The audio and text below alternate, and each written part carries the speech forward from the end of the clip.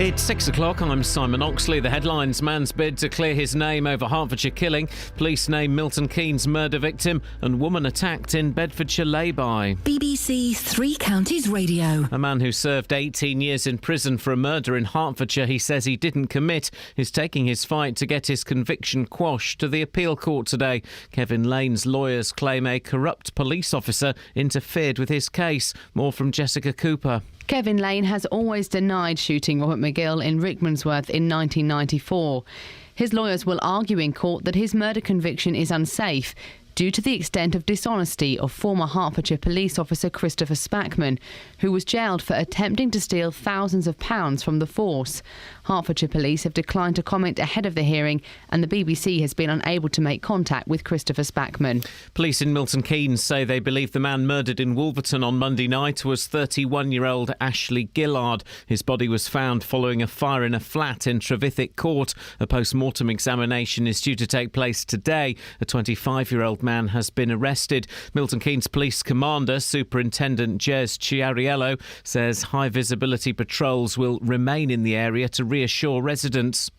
Bedfordshire police are investigating an attempted rape in a lay-by on Monday evening on the A6. A woman had broken down near Oakley at about 7:30 when a man riding a mountain bike approached her, sexually assaulted her and tried to pull her into a field. Detectives say the victim showed remarkable bravery and managed to fight off her attacker. They are appealing for witnesses. Legislation paving the way for a referendum on Britain's membership of the European Union has passed its first hurdle in Parliament. MPs overwhelmingly backed the measure, with the public vote taking place before the end of 2017. The Foreign Office Minister and Aylesbury MP David Liddington told the Commons it was right the public was given its say.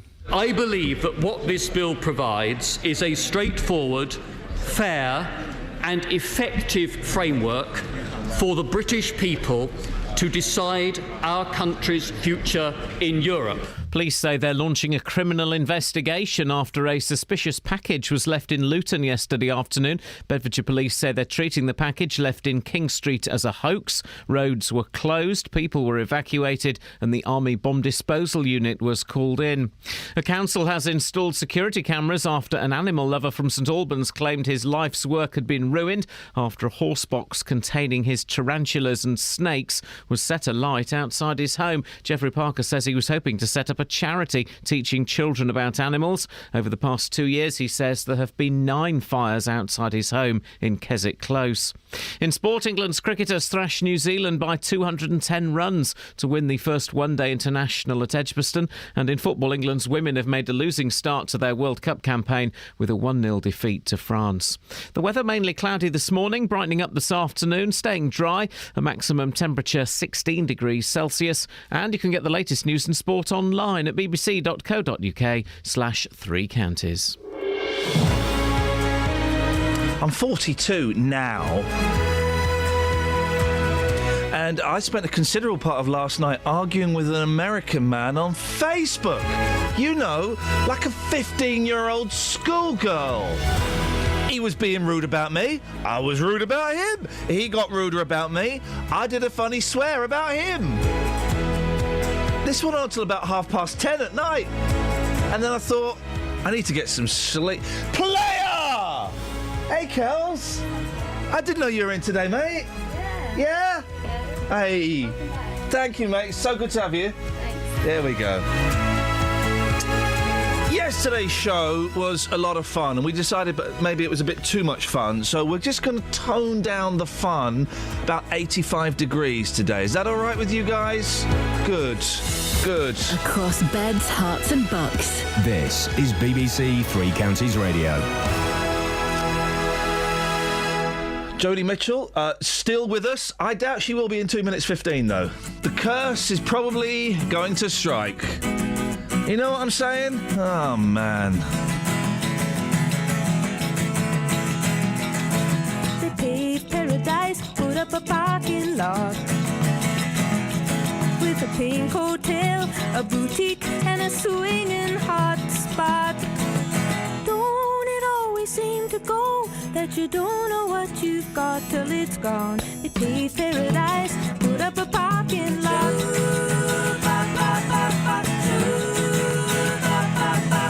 They took all the trees,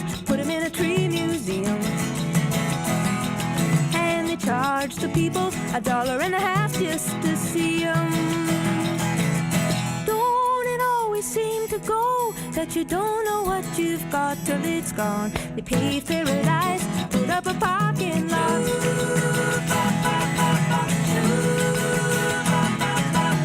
Hey, farmer, farmer, put away the DDT now.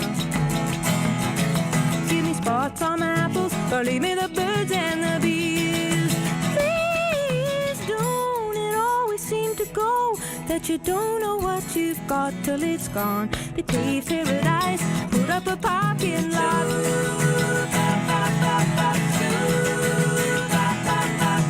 Late last night, I heard the screen door slam, and a big yellow taxi took away my old man. Don't it always seem to go that you don't know what you've got till it's gone? They paved paradise, put up a parking lot. I said, don't it always seem to go that you don't know what you've got till it's gone? They paved paradise, put up a parking lot. They paved paradise, put up a parking lot. They paved paradise, put up a parking lot. That's Joni Mitchell there. Can you just check online, Kelly, is Joni Mitchell still alive? Or did that... Because we ain't heard nothing about her for ages. And I just suspect that curse may have, sadly, pushed her over the edge. Oh, there you go. 0845, is she still alive? Yeah, looks like it. Nice one. 71. Well, yeah, I know, but you know she's been ill. Yeah. Okay. She's fully responsive in hospital, it says. This attitude. What? I'm just reading. This, exactly. That's my reading voice. Quite angry. This attitude is going to have to... Hey, guess what her real name is? Joni Mitchell? No. Okay. 08459 455 555 if you want to play Kelly's Guess Joni Mitchell's Real Name game. You won't come on air, you'll just be discussing it with her off air. Hey, Kath. Yeah, good bants. A man who served 18 years for a Hertfordshire murder will try to get his conviction quashed today. While serving time, Kevin Lane wrote, 10,000 letters protesting his innocence, claiming a corrupt police officer interfered with his case. Well, after years of being told he'd never be released, he's out now on licence and we'll be speaking to him in an hour. In the meantime, Catherine can tell us more. Yep. Catherine, what happened in this case? Well, in 1994, a car dealer called Robert McGill was out walking his dog when he was shot 5 times by contract killers. Hertfordshire police arrested a man called Kevin Lane at his home in Potton in Bedfordshire, and he then spent almost 20 years in prison, but he always said that he wasn't guilty. In the getaway car, police found a black plastic bag with Kevin Lane's palm print on it, and his young son's fingerprints were also found in the car. Now, Kevin Lane said he borrowed the car but returned it before the murder, and he said all the way through that his prints were planted. Now, there's no evidence directly placing Kevin Lane at the murder scene, and Kevin Lane says he was determined to overturn his conviction from the beginning. When I first went to prison, I was very angry, and somebody once said to me, "You mustn't allow this to make you bitter, Kevin." And I come across a quote that said, "Life shuffles the cards and we play." I thought, this is my life, I must make it the best I can and get on with it and fight this conviction and overturn it. What's happening in court today? Well, the hearing at the Court of Appeal will look as to whether Kevin's conviction should be quashed, and we might know the outcome tomorrow afternoon. Now, central to Kevin's appeal court case is a former Hertfordshire police officer, Detective Inspector Christopher Spackman, who was... What's his name, sir? Christopher Spackman. OK. He was subsequently jailed for attempting to steal £160,000 from his own police force. Blimey! Kevin's lawyers will argue that his murder conviction is unsafe because of the extent of dishonesty of that former police officer. Gosh, OK. Police also initially arrested 2 other men in connection with the murder, Roger Vincent and David Smith. But Sorry, I was supposed to play a clip there. That's all right, doesn't matter. No, sorry. I paused. But Do you want me to play it now? No. OK. So let's talk about these 2 other men who were arrested in connection with the murder, Roger Vincent and David Smith. Now, Smith was released and Vincent acquitted. They've since been sent to prison for another murder, which Kevin's lawyers argue has a number of similarities to this case. Both, though, deny any involvement in the McGill killing. Hertfordshire police have declined to comment ahead of the appeal hearing. The BBC's been unable to make contact with Christopher Spackman, who is believed to assumed a new name. Well, you would do, wouldn't you? So we're going to be speaking to Kevin Lane after 7 o'clock today. If this fella didn't kill this fella, that's my biggest fear, going to prison for a murder I didn't commit. That's my biggest fear. Well, because everyone in prison is innocent. Everyone in prison is innocent. Here's a question. And I didn't know what this means. I didn't know what this meant in the meeting yesterday. I don't know what it means now, and I'm going to ask. What does out on licence mean? It means that so long as you don't reoffend, you're free. That's like kind of... It's almost like, you know, if you have a suspended sentence, for example. OK, but so they haven't released him from prison because they've gone, oh, no, sorry, man, we got it wrong, you're innocent. It's parole. Kind of, yeah. OK, so he'd been in prison... Well, we'll ask him all this as well. He'd been in prison long enough to get let out of prison. 18 years he's been in prison. OK, so they've released him, but he has to comply with a number of things according to his licence. Okay. So he's not absolutely free. He can't just disappear and do whatever he wants. Hey, and you know there's a new thing as well, because it was in the papers the other day, that if you've been to prison for like 25 years for a murder you didn't commit and you get let out, you don't automatically get compensation. No.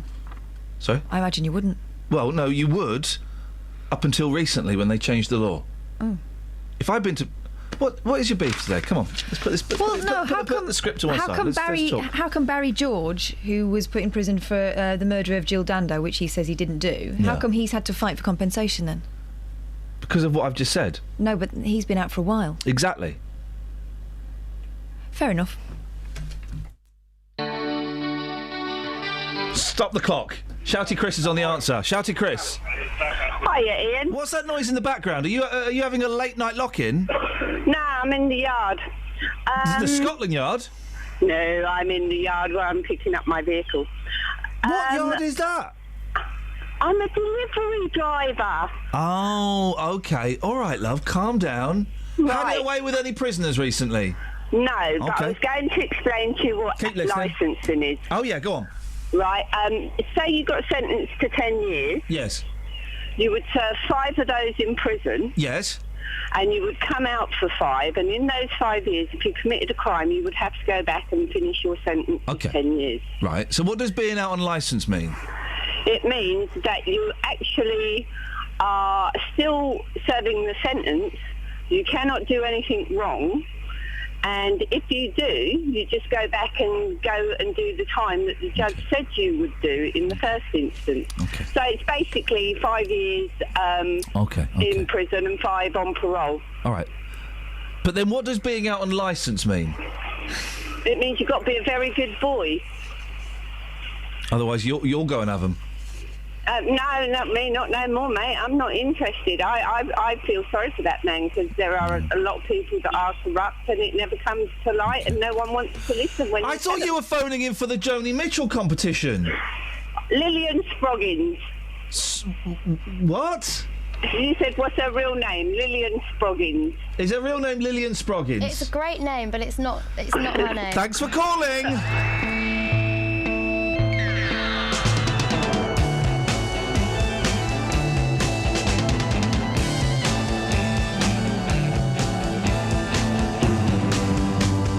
Emily tries but misunderstands. She's often inclined to borrow somebody's dreams till tomorrow. There is no other day. Let's try it another way. You'll lose your mind and play free games for me. See Emily play.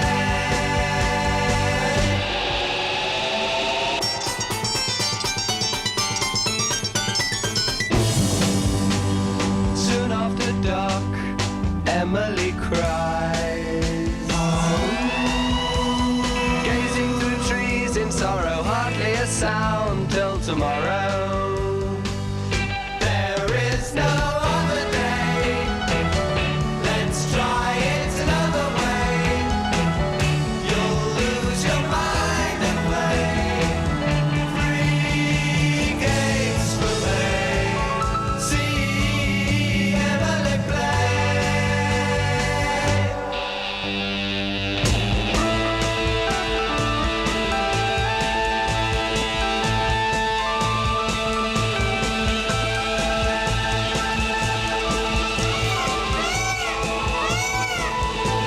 friends, is the sound of a peacock.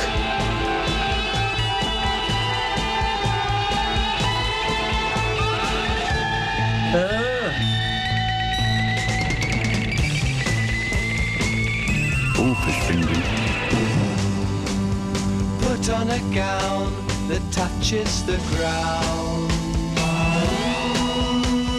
Float on a river forever and ever. Emily, there is no other day. Let's try it another way. You'll lose your mind and play 3 games to play. See Emily play. Pink Floyd, when they were the Pink Floyd, and they were good. Speaking of good, here's Sammy Bruff. Travel news for beds, cards and bugs. BBC Three Counties Radio.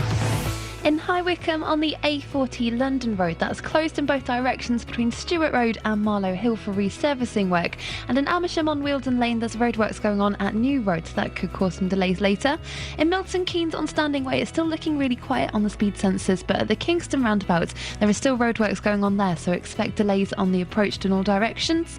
And on the trains on the departure boards, the 6:33 service from Luton to Bedford is delayed by 10 minutes. Samantha Bruff, BBC Three Counties Radio. Yeah. 6:17. Morning, this is Iain Lee. You're down the rabbit hole. These are your headlines.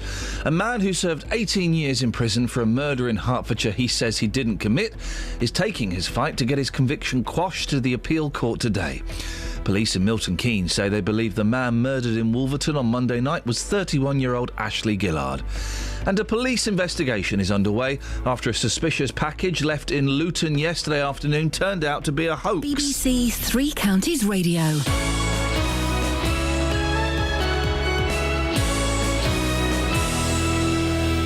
Every weekday from 3. Local stories. People in Watford are being urged to celebrate their local heroes by creating a postcard in their honour. In other local news, rugby fans are being warned to watch out for fake World Cup tickets. Roberto Peroni. Now, a metal detectorist has discovered an archaeological find in a field near Royston in Hertfordshire. Taxi drivers in Luton are demanding to be allowed to drive in bus lanes at all times. There is to be a new station at the Leighton Buzzard Narrow Gauge Railway. Roberto Peroni. Weekdays from 3 on BBC Three Counties Radio.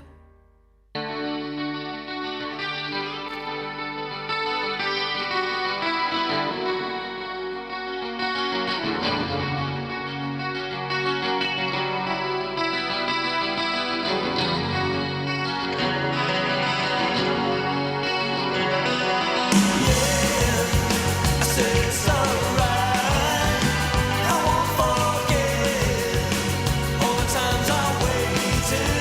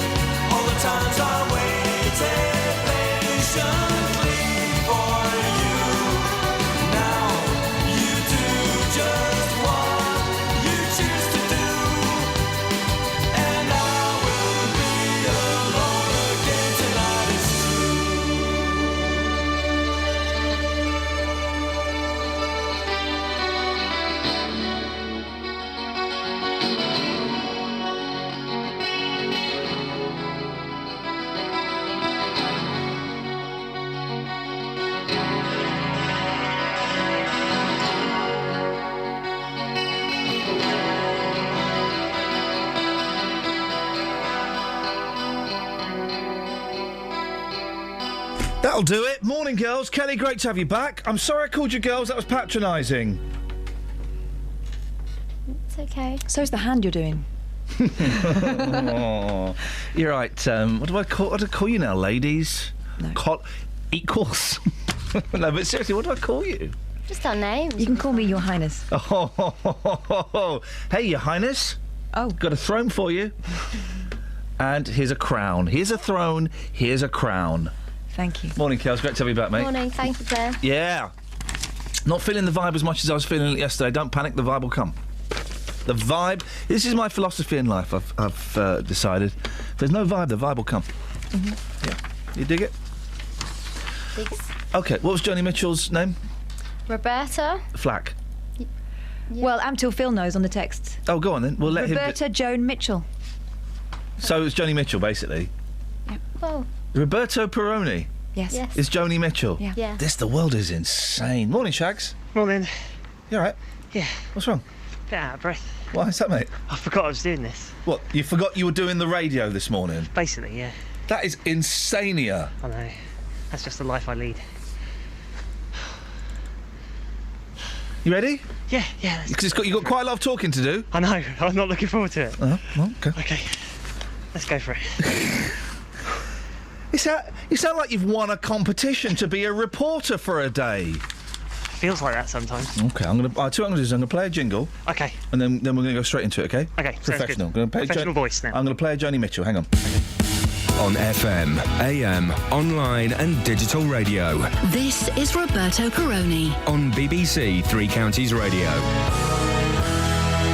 Last week, we told you about a man who set up an animal refuge at his council flat in St Albans. Yeah, an animal refuge in his council flat in St Albans. Geoffrey Parker's been keeping snakes, spiders and small mammals at his place and uses horse boxes for whatever he can't fit indoors. Well, the problem is someone keeps starting fires outside his home, and the last one killed all his tarantulas and corn snakes that he was keeping on the driveway. I can't believe I just read those sentences out. Ben's been looking into this. Ben, we tried to contact Geoffrey last week, but we had no luck. He's been in touch with us since then, hasn't he? Well, yes, he has. He called us to tell us how devastated he is about this latest fire and the loss of all the spiders and snakes he was keeping in that horse box. Geoffrey says he's a huge animal lover and was hoping to take the animals and insects into schools to educate the children about exotic pets. What? Well, exactly. But after this latest fire, the 9th in the space of just 2 years, he says he's going to have to start all over again. Geoffrey thinks these fires may have been started deliberately, doesn't he? These 9 fires in the space of 2 years in his horse boxes. Yeah, that's right. And he says he has a pretty good idea about who's responsible, but he can't prove it. All he knows is that he's lost horse boxes, show trailers, and even a marquee that was left outside on his driveway as a result of someone who apparently has a grudge against him. Why would anyone have a grudge against someone who keeps a load of spiders and snakes in a horse box outside some council flats? I just don't understand it. Have all of his animals gone now? Well, no, Geoffrey's still got a house full. Don't worry about that. We're talking iguanas, a boa constrictor, which he describes as his baby, and a tegu. Reliably, I'm told it's a small lizard in his one-bedroom flat. Yep. He's also got a Staffordshire Bull Terrier and some cats as well, for good measure. He insists he wants to teach children about animals and how to treat them and keep them. He would like to work with children with special needs, as he can see how much of a difference these animals could make to their lives. St Albans District Council, they own the flat. What have they had to say about what's going on? Yeah, we've had a rather lengthy statement from Karen Dragovich, their head of housing. I'll just pick out some of the interesting bits. So on the subject of fires, she says, we are working closely with police on this matter and have installed a temporary camera in May outside the property to monitor the situation and for the safety of the occupants and neighbouring properties. And then she addresses the pets. Well, sort of. She says, our standard tenancy agreement stipulates that if tenants wish to keep a pet, they need to obtain prior permission. And it says here in capitals, a pet? Yes. a pet, yes. We'll be speaking to Geoffrey Parker in an hour. We should ask him about that. The statement also says, clearly we need to consider the needs of the tenants, their neighbours and the wider community in this situation. Permission to keep an animal which subsequently causes a nuisance to neighbours or to local residents may be withdrawn. Now, that's quite interesting given what this neighbour told our reporter Tony Fisher last week. I don't feel safe because it's always fire there, and when we all live in a quiet corner, we don't feel like we can sleep properly because the fire always occurs during the night. And the fire is generally horse boxes full of animals, or? No, there was so far. There's always like rubbish in front of his house, so the fire is always caught in something there. So whatever causes it, but there's fires on a regular basis outside his house. Yes, always. So, and there are some elderly neighbours around here, Yeah, we've aren't got there? elderly neighbours. I don't think they can run like young people who run for their life. I don't think they would in the middle of the night. So, are you concerned that actually a serious fire could occur? Yes, definitely. And then probably lives will be lost. Then probably now the council will take action. We don't want that. We want something to be done before anything more dramatic like that happen. But there are cameras, CCTV cameras up, I see. But, Yes. But the cameras made a difference? Yeah, but the camera is only for 3 months. Okay, well, I like the way that reporter Tony Fisher differentiates between a serious fire and a serious fire. Well, we're speaking to Geoffrey later on, aren't we, Shag? So, we are indeed, yeah. Hey, listen, can you do me a favour? Yeah, sure. There's a story that we'll talk about in the next few minutes about, what are they called, Catherine? About what? Sorry? Hanging baskets. That's the fellas. We didn't call them that earlier on, did we? No.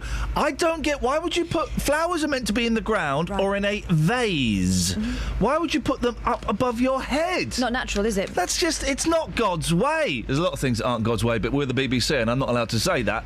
But... I just think if someone gives you a hanging basket, I mean, it's a curse because it's just going to die. I'm not looking after it. It's a lot of maintenance and it looks like your house is a pub. Shags, yeah? Can you take hanging baskets to the street? Yeah, sure thing. Thank you, mate. Thank you very much indeed. That's what I'm talking about.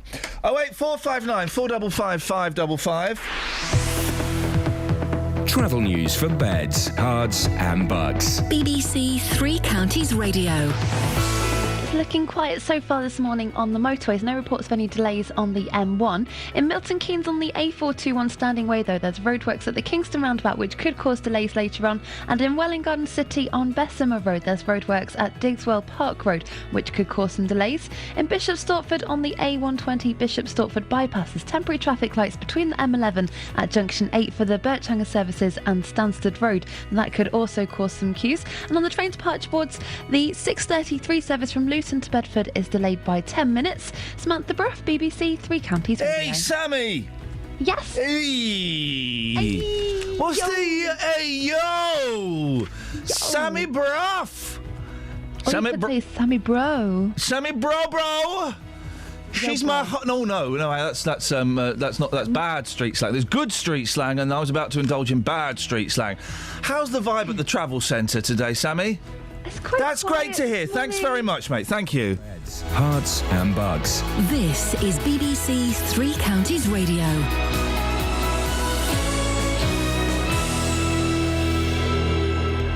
It's 6:30. I'm Simon Oxley. A man who served 18 years in prison for a murder in Hertfordshire he says he didn't commit is taking his fight to get his conviction quashed to the appeal court today. Kevin Lane's lawyers claim a corrupt police officer interfered with his case. Police in Milton Keynes say they believe the man murdered in Wolverton on Monday night was 31-year-old Ashley Gillard. Bedfordshire police are investigating an attempted rape in a lay-by on Monday evening on the A6. A woman who had broken down near Oakley managed to fight off the attacker, and a police investigation is underway after a suspicious package left in Luton yesterday afternoon turned out to be a hoax. Roads were closed, people were evacuated, and the Army Bomb Disposal Unit was called in. Three Counties Sports. BBC Three Counties Radio.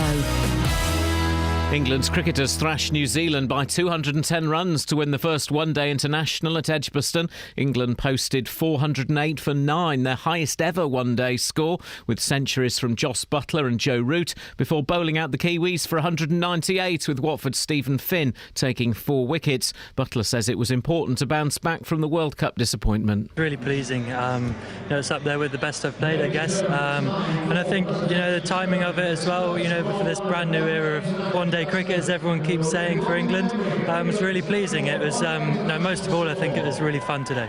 In football, England's women have made a losing start to their World Cup campaign with a 1-0 defeat to France in Canada. Here's coach Mark Sampson. We're in the game against one of the best teams in the tournament, and we'll really build from this. This competition's about building momentum, and from that performance where we've managed the game properly, we've shown we can hang on in there with the best of teams. You compare that to the Germany game, there's a big difference, and we created opportunities, so the players will take great belief. Milton Keynes Dons forward Dean Bowditch says they must take the momentum from promotion into the new championship season after signing a new 2-year deal. And the BBC has learnt that an emergency FIFA Congress, where Sepp Blatter's successor will be elected, is likely to be held in Zurich on Wednesday, December the 16th. All 209 member football associations of FIFA will reconvene in the Swiss city for the meeting, which will culminate in a presidential election. BBC Three Counties News and Sport. The next full bulletin is at 7.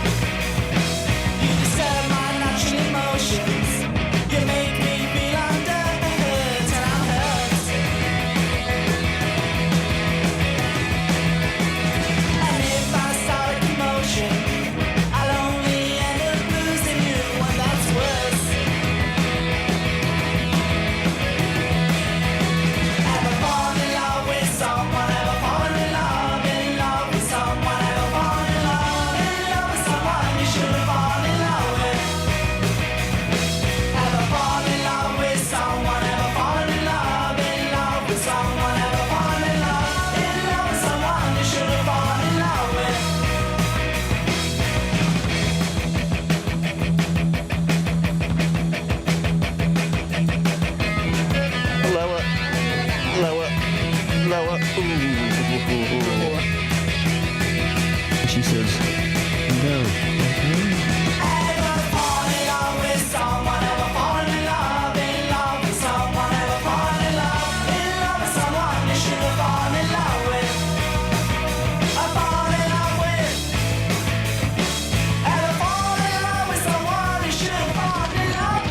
Story of my life, guys. Morning.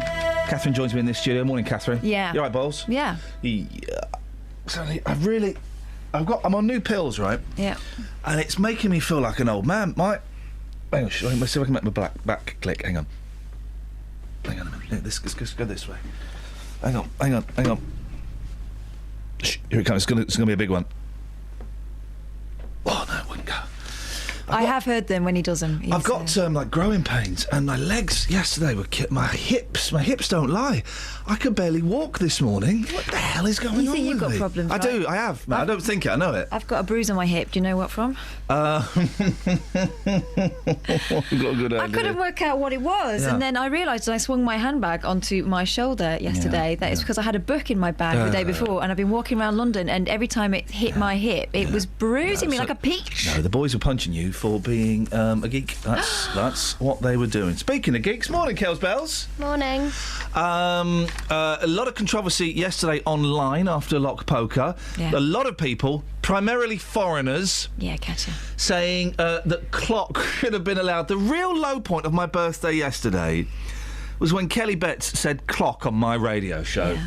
That just ruined the whole day for me. I mean, if we'd have accepted that, we would have opened the gates to flock. Plock. Block. It ruined my. I was out last night having some supper with the boys, and I just couldn't dig the vibe because I just kept thinking, Daddy, why you look so sad, Daddy? Why are you so sad, Daddy? Daddy, They talk like that. Daddy, why are you so? They're Chinese. These are the adopted kids. I didn't go out of the real ones. Why are you so sad, Daddy? I said because someone who I thought was a really good friend of mine, a player, just really ruined the day. What they do, Daddy? They were playing Lock Poker. Oh, Goldilocks, Lock and Law. I said, yeah. No, stop it. And she said clock. Oh, why would she say that? I said, because she just doesn't like me. That's what that was about. Yeah. Didn't you think it was Bants? No, mate. I found it offensive, actually. Found it really offensive. Do you know what I thought? It spoilt it for everyone. I tell you what, we went to Yo Sushi yesterday for my birthday dinner. They've changed the menu. I don't know why they've changed the menu. They got rid of the good stuff and put not so good stuff. They got rid of the spicy sausages. They still got it going on around. Yeah, but you can have there was a menu, and they've just got rid of. Anyway, so now they're having specials, right? And they had a special. It was a hot dog, spicy sauce. You get a free keyring with it. It's in a brioche. It's very tasty. Do you know what it was called?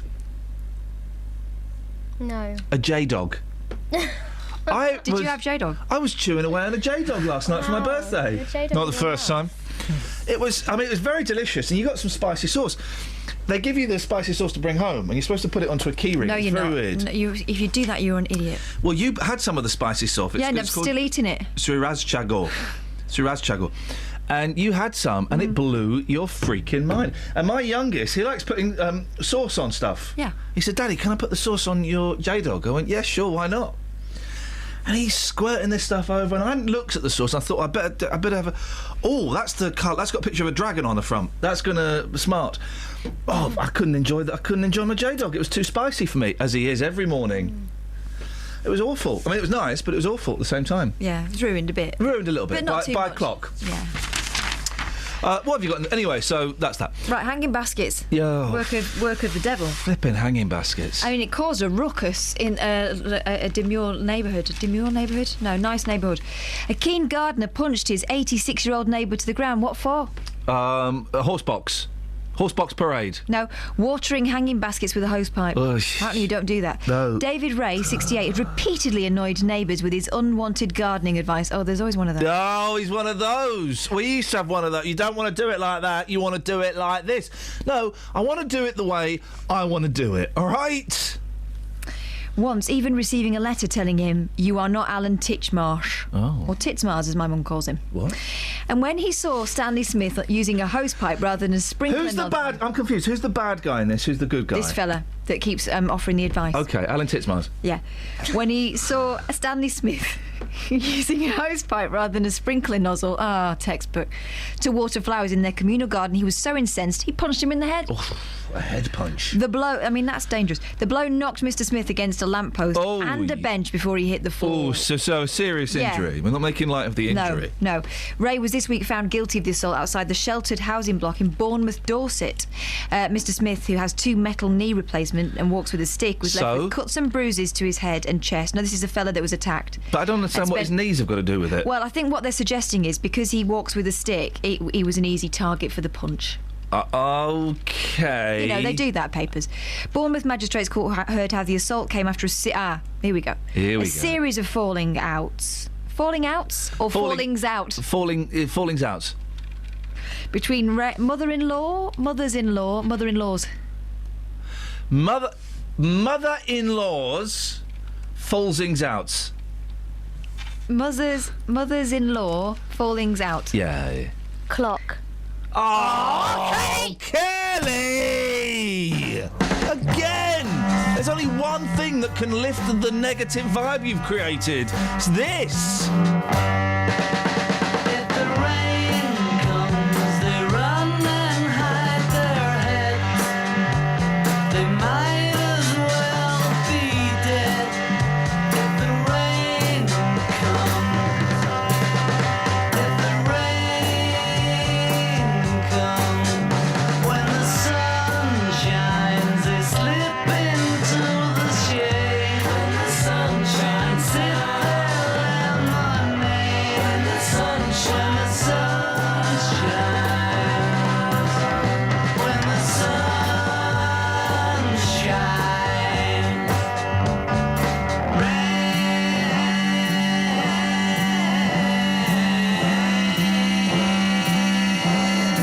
I don't mind.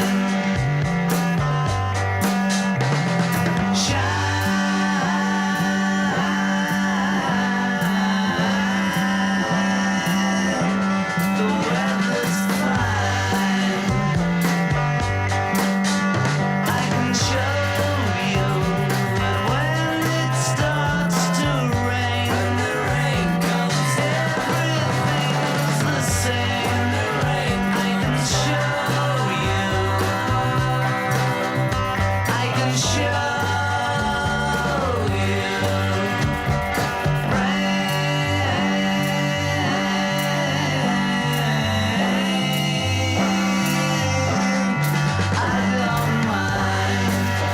Disgusting.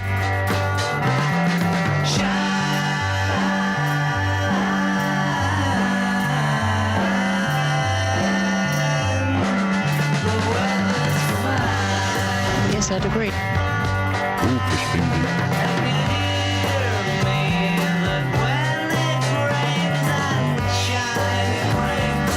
Just a state of mind. It rains. Can you hear me?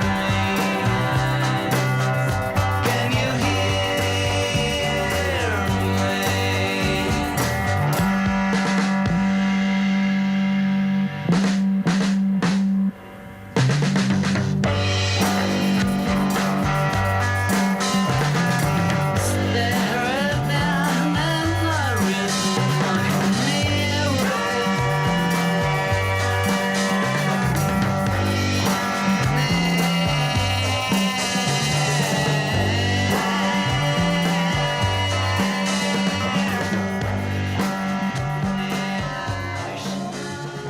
At the touch of the leather, I quiver and gasp. Oh.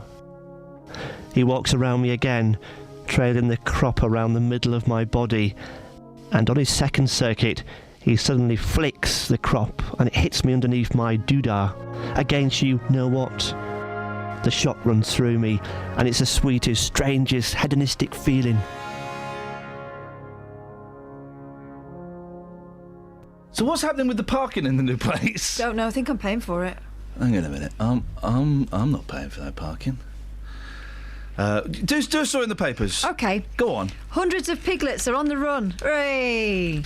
After a truck driver transporting 2,200 of the animals made a pig's ear of a bend in the road.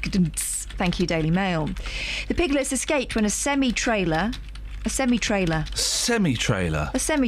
Let's just call it a trailer. Oh, yeah. Overturned near Xenia, Ohio, having set off from Carolina. That's some information you needed. Some 400 died in the accident. Oh, here we go, Kev. Here we go, Kev. It's taken a sour turn, hasn't it? But emergency workers and farmers managed to capture another 1,500, so the sausages are still on, forming a human chain. Well, even the dead ones, the road still. Even the dead ones are still. Kev, you there, mate? Yeah, I'm here. Video from the scene shows Kev's there, Kath. Rescuers pulling dozens of the squealing animals from bushes along the highway, but 300 got away. Why are you painting this horrible image of burning pigs? Because 300 are currently scampering along the Carolina countryside. It's in America. To the tune of Born Free. Kev, I'm sorry, mate. I don't know what's going on today. No problem. Steady. What you got for us, Kev? No, I was just ringing up. Yesterday it was absolutely brilliant fun. And today's not quite so good? Oh. Well, no, I wouldn't say that. No, well... I just wanted to find out why didn't we let clock through? Oh, for goodness sake. We were playing lock poker. Yeah, I not know, clock poker.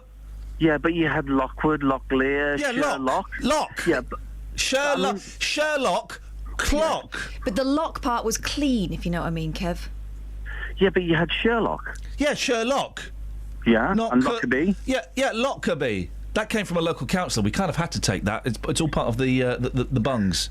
But what you I don't know if you noticed as the hour as we got deeper into the rabbit hole. Very, very deep. Yes. Yeah, the game actually evolved, and you were getting people coming up with stories to get the words through. Correct.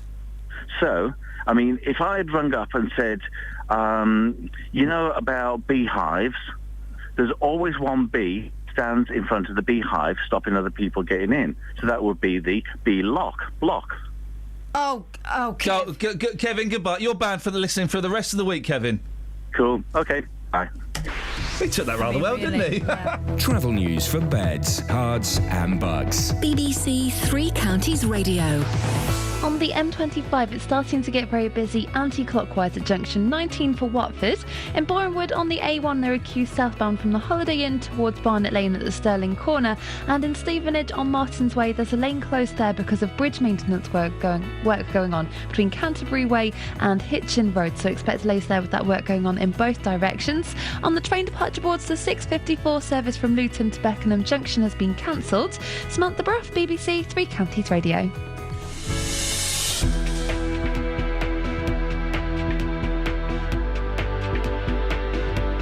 6:47. It's Wednesday. That's the 10th of June. I'm Iain Lee. Yeah.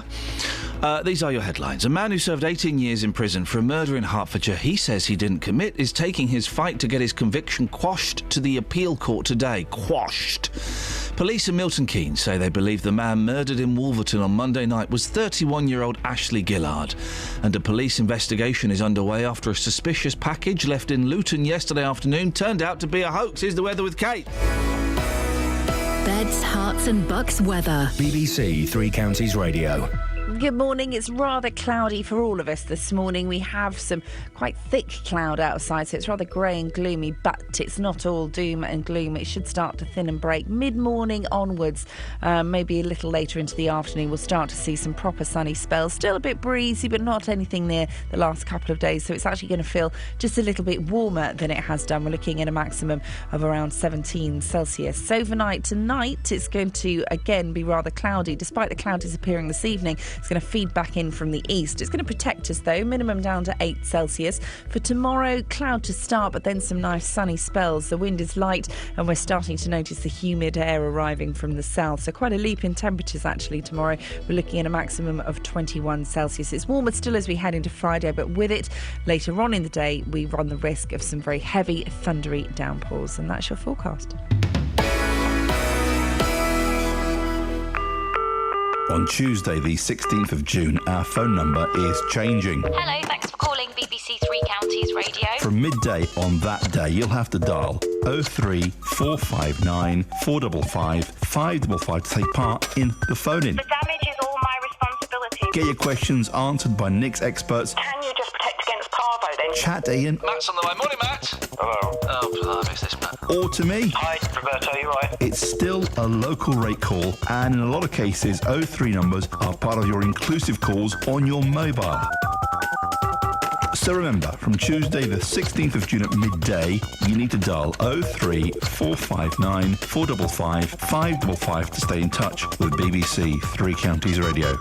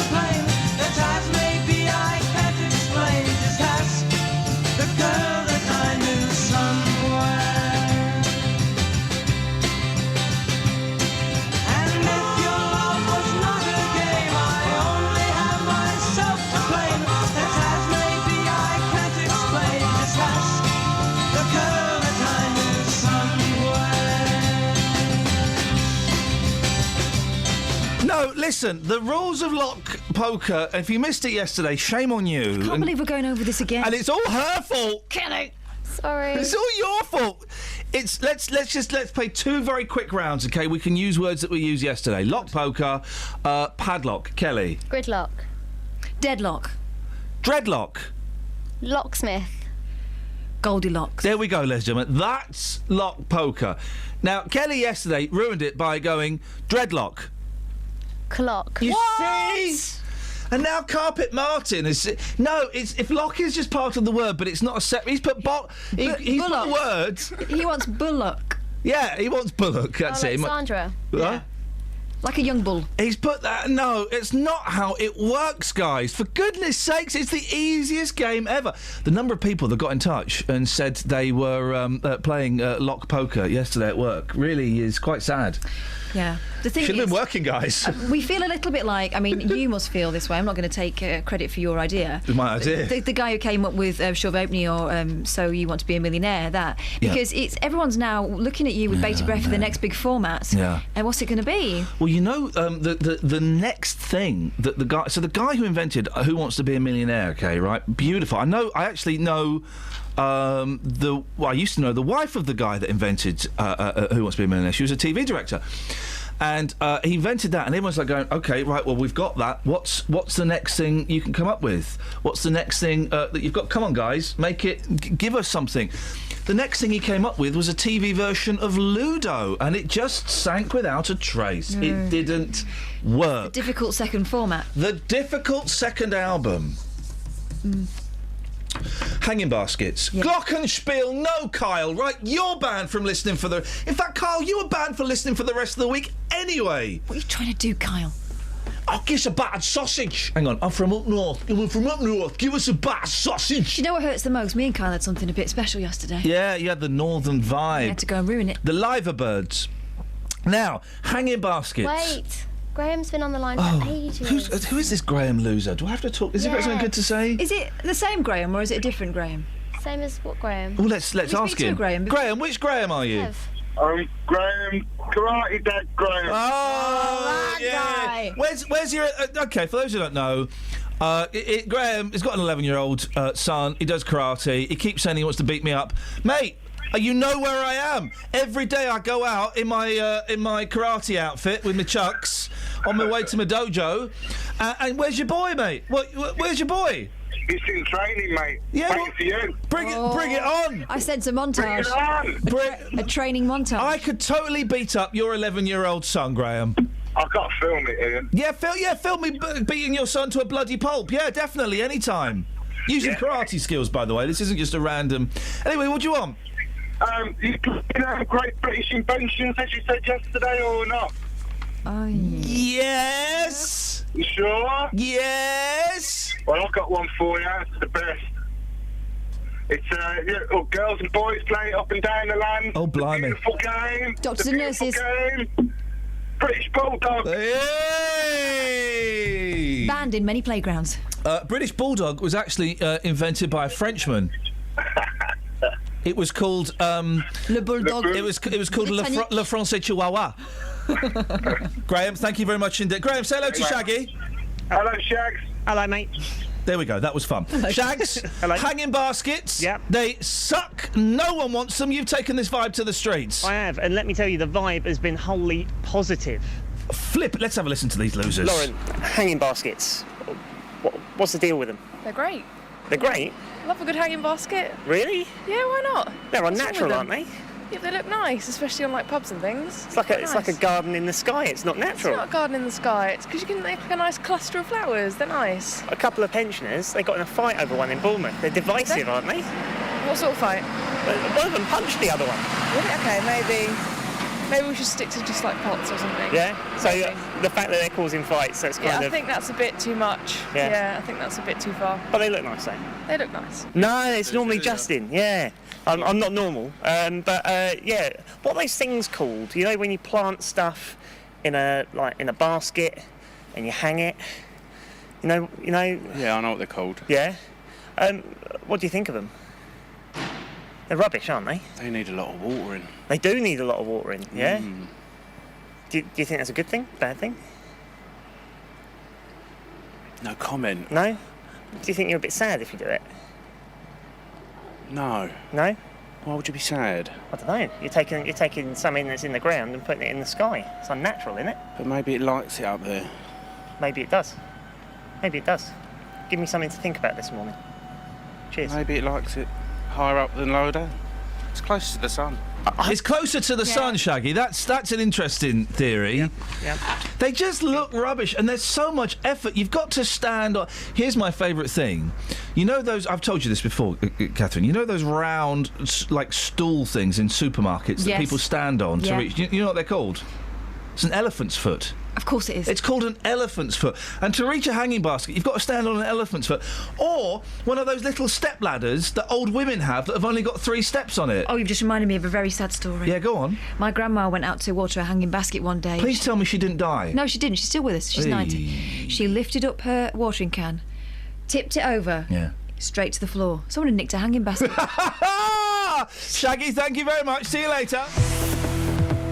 Travel news for beds, cards and bugs. BBC Three Counties Radio. On the M25, it's really busy now anti-clockwise between junction 17 for Maple Cross and 16 for the M40. It's also busy on the North Orbiter Road at the M25 junction 21A roundabout, and in Mill Hill on Watford Way, that's really slow between the Apex Corner and Mill Hill Circus at the Broadway. In Great Missenden on the High Street, there's roadworks going on at Salmons Lane, so that could cause some delays. And on the train departure boards, there's no major delays showing up at the moment. Samantha Bruff, BBC Three Counties Radio. Thank you, Samantha Bruff. Shags, get the cuffs on. Let's celebrate. 1 hour down. 2 more of these bad boys to go. And all you people, listen, lock poker was yesterday. Stop phoning up with words like clock, block. Flock. Thank you, Catherine Boyle over there. They don't work. It don't work. Deary me. I tell you what we're going to play tomorrow, Catherine. Yeah. You've got a pack of Uno, haven't you? Yeah. I've got a pack of Uno. If you've got a pack of Uno, remind me we'll do this tomorrow, first hour, down the rabbit hole. We'll play Uno on the radio. All right, you have to remind me how to play it. What do you mean have to remind you? It's just colours and numbers. All right. What? Okay. Well, what? You just reminded me. Thanks very much. Oh, I believe you tricked me.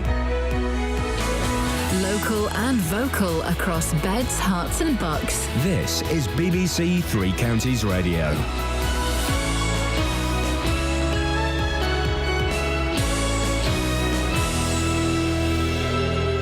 It's 7 o'clock. I'm Simon Oxley. The headlines: man's bid to clear his name over Hertfordshire killing. Police name Milton Keynes murder victim, and woman attacked in Bedfordshire lay-by. BBC Three Counties Radio. A man who served 18 years in prison for a murder in Hertfordshire he says he didn't commit is taking his fight to get his conviction quashed to the appeal court today. Kevin Lane's lawyers claim a corrupt police officer interfered with his case. More from Jessica Cooper. Kevin Lane has always denied shooting Robert McGill in Rickmansworth in 1994.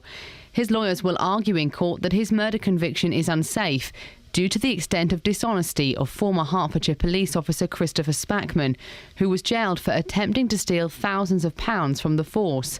Hertfordshire police have declined to comment ahead of the hearing, and the BBC has been unable to make contact with Christopher Spackman. Police in Milton Keynes say they believe the man murdered in Wolverton on Monday night was 31-year-old Ashley Gillard. His body was found following a fire in a flat in Trevithick Court. A post-mortem examination is due to take place today.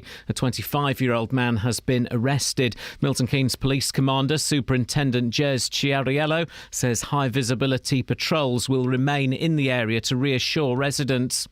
Bedfordshire police are investigating an attempted rape in a lay-by on Monday evening on the A6. A woman had broken down near Oakley at around 7:30 when a man riding a mountain bike approached her, sexually assaulted her and tried to pull her into a field. Detectives say the victim showed remarkable bravery and managed to fight off her attacker. They are appealing for witnesses. Legislation paving the way for a referendum on Britain's membership of the European Union has passed its first hurdle in Parliament. MPs overwhelmingly backed the measure, with the public vote taking place before the end of 2017. The Foreign Office Minister and Aylesbury MP David Liddington told the Commons it was right that the public was given its say. I believe that what this bill provides is a straightforward, fair and effective framework for the British people to decide our country's future in Europe.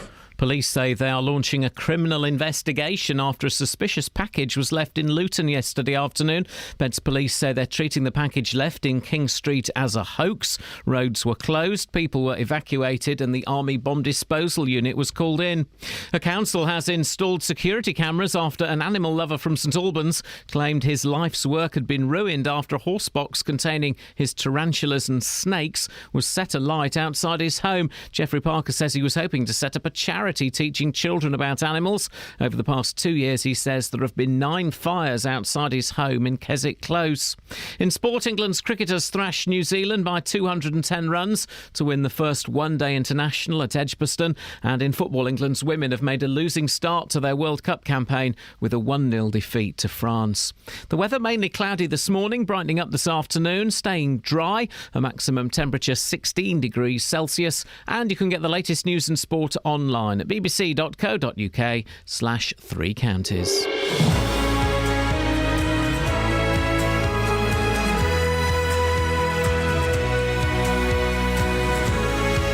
Morning, guys. I have just had the filthiest conversation with Kelly Betts. I mean, literally sackable. Literally sackable, eh?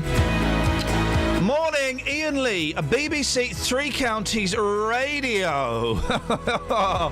It's Wednesday. I feel so old.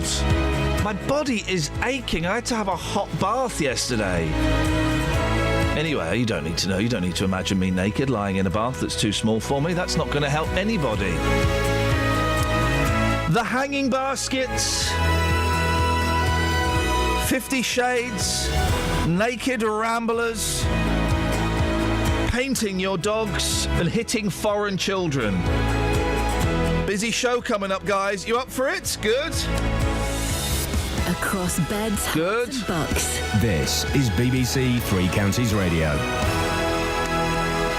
The hitting children, it's a thing on the front of the mail that Catherine pointed out to me. 08459 455 555. By the way, if you want to give us a call, we'll do some texts in a minute as well.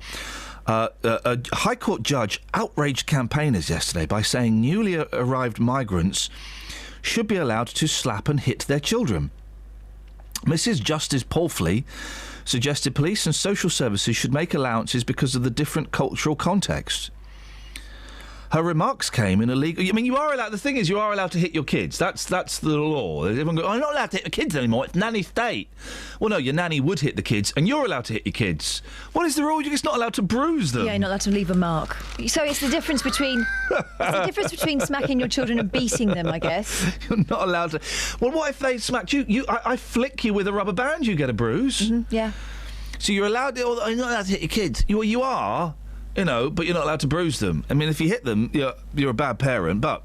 My dad used to flick me with a towel. I could have him for that. I told you my mum bit my arm, but grabbed my arm and sunk her teeth into it. Had you bitten someone else? I'd bitten the cat and thrown him down the stairs, yeah.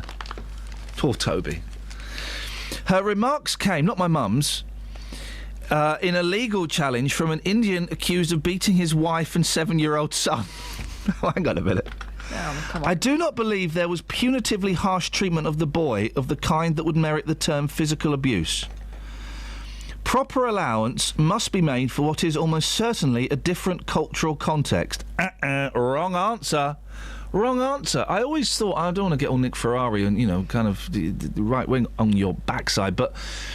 They come over here, they got to follow our laws. That's obvious, isn't it? That's obvious. But also, if you're reading this and you are one of these migrants who doesn't do that to their children, it's like the assumption that, they don't know any better. Not everyone behaves that way. No, I don't get... Listen, my kids were really annoying the hell out of me the other day, and I shouted at my youngest boy...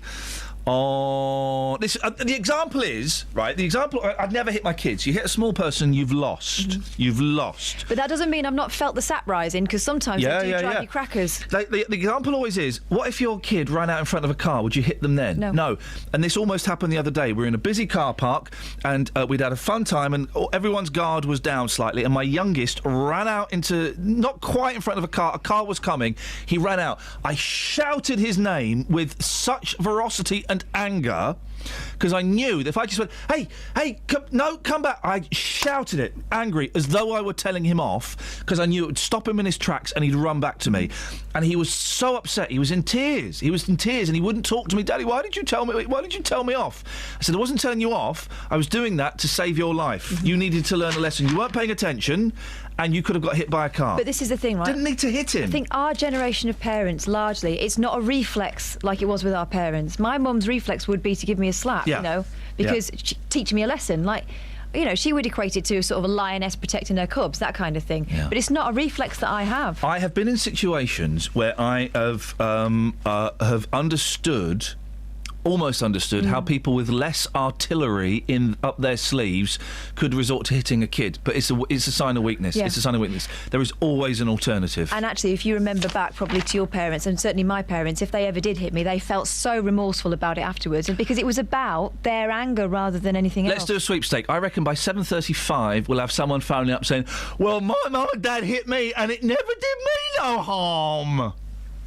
That's what we'll do. But also, do you know what I want to hear from? The parent who hit their kid and could never forgive themselves about it. Because we've all been there, haven't we? 08459 455 555. This is Iain Lee. On BBC Three Counties Radio. We'll look at that in a bit more detail in a bit. Now, a man who served 18 years for a Hertfordshire murder will try to get his conviction quashed today. While serving time, Kevin Lane wrote 10,000 letters protesting his innocence, claiming a corrupt police officer interfered with his case. After years of being told he'd never be released, he's now out on licence, and he joins me now. Morning, Kevin. Good morning, So, Ian. Kevin, remind us what happened, please. OK, well, very briefly, I was arrested for a murder after a police investigation. Arrested the two original suspects. The original suspects engaged in confidential chats with the police, off-the-record chats, and the direction of the investigation changed in my direction. But I wasn't arrested as a result of the evidence at that time. I was arrested as a result of the confidential chats. OK. There was obviously enough, it would seem there was enough evidence at the time to arrest you, charge you and sentence you. You've served 18 years in prison. No, not quite. I was arrested and released first of all, and then the police come back and re-arrested me and charged me. And that is the point I make. I wasn't arrested due to the police investigation evidence. They then built a case around me after my first arrest. But there was enough evidence to send you to prison for 18 years? No, there wasn't. Circumstantial evidence. So how come you got sent to prison for 18 years? Well, cleverly chosen words and theatrical performances. Evidence was withheld, tampered with and fabricated. Don't stand much chance, do you? Well, I don't know. I've never been in that situation, and I deliberately don't know very much about your story, Kevin, because I wanted to kind of get your side of it. And courts do get it wrong. There's a story in the papers last week, I think, about some gentleman that got released after 20 odd years. Yeah, I've done 20 years, by the way, and not 18. Oh, OK. So you've been in there for 20 years? Yeah. OK. So then how did you go to prison if there was no evidence? Well, you've got to bear in mind, OK, you've got 12 jury members, and they have to make a decision on what's put before them. And if the evidence is put before them is tainted, flawed and fabricated, you don't stand much chance. And also, let me tell you something, the grade that I was held at a grade where I was the only man in this country held at that grade whilst on remand, and I used to have to meet my solicitors and family through a screen. I wasn't allowed to touch anybody or come into contact with them. So I was preparing a trial in that manner. But also, consequently, with that grade came the police are allowed to select your jury, and you have to pick from that jury members, and therefore you end up having police and such on your jury. So there were police members in your jury? I believe there was, yes. Well, hang on, Kevin. You believe there was, but you don't know that. Well, I asked my barrister to ask the question, and he said he didn't want to get into that area of the case.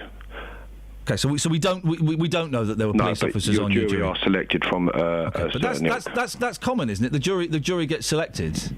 Well, yeah, but that happens in all murder trials. Yeah, correct. But the police actually selected my jury for us to select from. Prior to that, the Bailey select your jury, and then you pick. What evidence have you got, Kevin, that you didn't commit this murder? OK, we've got a number of facts where the police officers interfered with witnesses. He's prevented the course of justice. That's proven and factual now. In what way do you claim that the police interfered with witnesses? A letter was put to the court that a witness couldn't be found. He was a lost witness. That they'd been to his house, been to his daughter-in-law's house, and couldn't be found. That witness was a prosecution witness, and his evidence assisted my case in the first trial. The corrupt police officer stopped my solicitor in the corridor at trial and said that one of the witnesses didn't wish to get involved or didn't want to be contacted. Again, a prosecution witness that also assisted my case. And your lawyer, I'm assuming, kind of went and checked with that witness. Yeah, we've taken statements from them. And one police officer did get sent down for being corrupt. You're saying that the corrupt police officer spoke to your lawyer and said there's one witness that would help you, Kevin, but doesn't want to be part of the case. I'm assuming your lawyer went and spoke to that witness before the trial, during the trial? No, after the trial. But what he did do, he took notes at trial. Why would your lawyer? That's surely bad work from your lawyer, isn't it? Surely they'd go and speak to that witness during the trial. No, it's very easy for you to jump to all sorts of conclusions. No, Kevin, I'm not jumping to conclusions. I'm asking you questions that a lot of people will be asking, and I'm sure if you want to, you want to take this to the court, and it's going to the court today, you're going to get asked a lot tougher questions than this, aren't you? No problem. It wasn't quite like that. My solicitor, I instructed my solicitor 6 weeks before the trial. He picked the case up at a very late stage and had to try and get to grips with the case through a screen, holding up bits of paper, discussing the case. It wasn't quite as it seems. We didn't get any disclosure of evidence. We were chasing evidence, and we were still chasing evidence 20 years later that hasn't been disclosed. So we had our hands tied behind our back, and we were trying to fight a case with our hands tied behind our back. Just Kevin, surely that's a pretty poor solicitor that is told. No, it's not. No. Can I finish? Well, OK, but you do talk over me, Ian, so I would respectfully ask you not to do that, please. Well, you can respectfully ask me, Kevin, but we're having a conversation. I know that, but, it's two ways, two conversations. There is, Kevin, but you deliberately seem to be being slightly obtrusive. I just ask... Listen, mate, you're going to get asked a lot tougher than this today, so... That's OK. No. You've got to understand, you've served, 20 years for a murder that you say you didn't commit. Yeah. You've got to understand that you're going to get questions from people. You understand that, don't you, Kevin? Yeah, but we'd get a bit. Look, we'd be able to explain in a little bit more detail. Okay, well then let's focus on one thing then. That's poor work from your solicitor. If he's told during a trial that a witness that could help you doesn't want to be involved anymore, that he doesn't even make a phone call to that witness to ask them what's going on. We had there was so much going on in my trial, Ian, with relation to the police trial. And what they were doing. In fact, a police officer tried to prevent another police officer giving evidence, and we had to get a private eye to find that police officer. We wasn't allowed to interview for quite some time. We was given the runaround, and there was all sorts of stumbling blocks and such like that we were trying to deal with at trial, and it was constant. It was continuous. Sorry to push this. Why didn't your solicitor go and try and chase up that witness? Because he was already chasing other witnesses. The police said didn't want to get involved, and then we found out there was a lie. For instance, the police officer, trying to get that officer down, it took about 4 days to actually get access to that police officer, get a private investigator to be able to obtain access to gain an interview. 4 days during the 3-week trial. And like I say, we was already battling other areas of the case, that things was happening during the trial that was new to us, that threw us off the track. And we had to try and deal with those aspects at that time. And there were so many, Ian. I mean, you could never believe. My barrister, Joel Benathan, who said he's never known a case like it that has been so heavily corrupt, with so many factual details gone wrong. So, OK. So your claim is that you didn't do it, and there was corruption, and we know that there was a corrupt copper involved. Yeah. How come over the past 20 years, then, you say you've got all this evidence... that you hadn't been, because you've not been released, have you? You've been let out on what's the phrase? Parole. You've been let out on licence. So I'm on parole, yeah. Okay, so you're still effectively, in the eyes of the law, Kevin. Listen carefully. You're still effectively, in the eyes of the law, guilty of that murder. How come in the last 20 years, your legal team weren't able to bring any of this evidence to an appeal? Well, I went to the Criminal Cases Review Commission, which is the commission was set up to investigate such matters. However, it's amazing how you can be arrested and taken to trial in 6 months, yet investigations to release you can take up to nearly 4 years, which was almost the case of my last investigation. I found out that during one of my investigations at the CCRC, that the Chief Constable of Police of Hertfordshire Police, who was in office at the time of my arrest, was one of the 14 commissioners. And they wrote to me and they said, "Thank you for your representations. They're very well argued, very well put together. If we didn't think there was some prospect of referring your case back to the Court of Appeal, we would have closed it by now. We intend to have a meeting in the next 2 weeks in and discuss how we're taking your case forward. 20 days later, I received a letter and they shut my case. So I made some investigations of my own, and I found out what I've just told you about the Chief Constable of Police. Why did they... And hold on, and the CCRC wrote back to me and they said it was inevitable that staff within the CCRC knew the police involved in your case or knew someone who knew them. So you're suggesting... What charge do you stand? You're suggesting... Oh, it's factual. No, Kevin, please let me finish the sentence, mate. You don't know what my question's going to be. You're suggesting that your case never went to appeal because of corruption in the police force? I am, yes. Okie dokie. And your solicitor's been working on this the last 20 years? Yeah, I'll give you one more part, Ian, and this is factual, okay, as well. In your opinion? No, it's factual. We've got it in writing. Okay, it's not my opinion. Well, I've not seen any of this in writing, but go on. Well, I'm telling you it's factual. I've got it in writing. Okay, Kevin, I don't know if you've been in prison for 20 years or not. I don't know if you're telling the truth or not. I wouldn't be a fool to state such things over the phone on air. Well, so please be with me. Bear with me on that. Well, no, Kevin. Well, I'm telling you it's factual. Yeah, I know you're telling me it's factual, mate. That won't cover me if I get hauled up for libel, so just be careful, please. All right, no problem. Well, I received a letter... this is fact from the Court of Appeal. The Court of Appeal instructed Kevin, I've not seen any of these documents, all right? No problem. All right, just be really careful, because it will be me that gets hauled up in front of court for being libellous. So just, please, when I'm being cautious, understand I'm covering your backside, I'm covering the BBC's backside. More importantly, I'm covering mine, OK? OK. Away you go. OK. The Court of Appeal instructed an investigation into some anonymous documents that were sent to my solicitor. Part of that investigation was an undercover operation to go to the files that they came from. We didn't know about the undercover operation. However, my solicitor received a phone call from an anonymous source and said those files that the documents came out of are being searched by undercover police officers. We went directly to the Court of Appeal, who subsequently confirmed that there was an undercover operation. Okay, the police officers that was investigating them were of higher echelons within the Hertfordshire Police. 20 days after they'd been into those files, they wrote back to the court in writing and said there was a conflict of interest because the officer they was investigating, which was the corrupt police officer, was a former colleague of theirs, and one of them had been tutored by him for 2 years. No one's denying. This is fact. So what happened was... No one's denying, Kevin. I'm going to interrupt because we're going off and I don't... No one's denying that there was a corrupt police officer involved in this. You shouldn't have their colleagues investigating them. It should be an independent police force. Well, that's by the by. Is it really? OK. Fair comment. You're welcome to your comment. By the by, it should have been an independent police officer. Police force. Not a former colleague. No one is denying, Kevin. By the way, can I make a suggestion? You can, certainly. Thank you very much. I would just suggest... What, are you going to the High Court today? I am, yeah. Yeah, OK. I don't listen to the attitude of me, I don't mind at all. I would tone the attitude down a little bit in court, but you probably know that. I might equally say the same to you, Ian, because you come across a little bit bolshy and quite... Kevin, you don't come across quite as laid back as and I thought you might do, as other presenters have been. No, exactly. You thought I'd be going, hey, you never committed this. What a terrible injustice. I don't know, Kevin. I don't know. It's just I'm your line of questioning comes across a little bit more aggressive than what you thought you might have been. Thank you very much. I take that as a compliment. Good. You're welcome.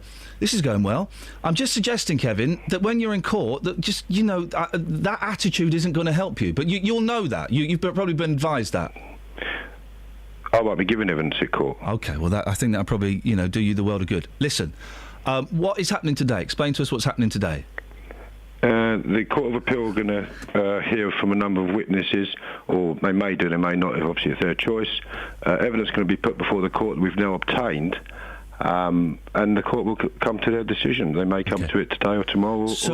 And what decision will they come to? Whether you are innocent or whether you can actually appeal? I'm slightly unsure of what the legal process is. Well, there's a number of options they've got, and at the moment that is one of them. Which one, sorry? Whether they allow the appeal, whether they squash it or they uphold it. So you've got all of the evidence that you say will prove that you are innocent.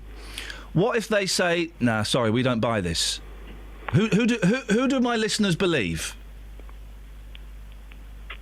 Well, they can't make a decision over an interview over the phone. No, I'm not talking about that. I'm talking about the court today. If the court say, I'm sorry, Kevin, none of this is all nonsense, none of this proves anything, who do my listeners believe?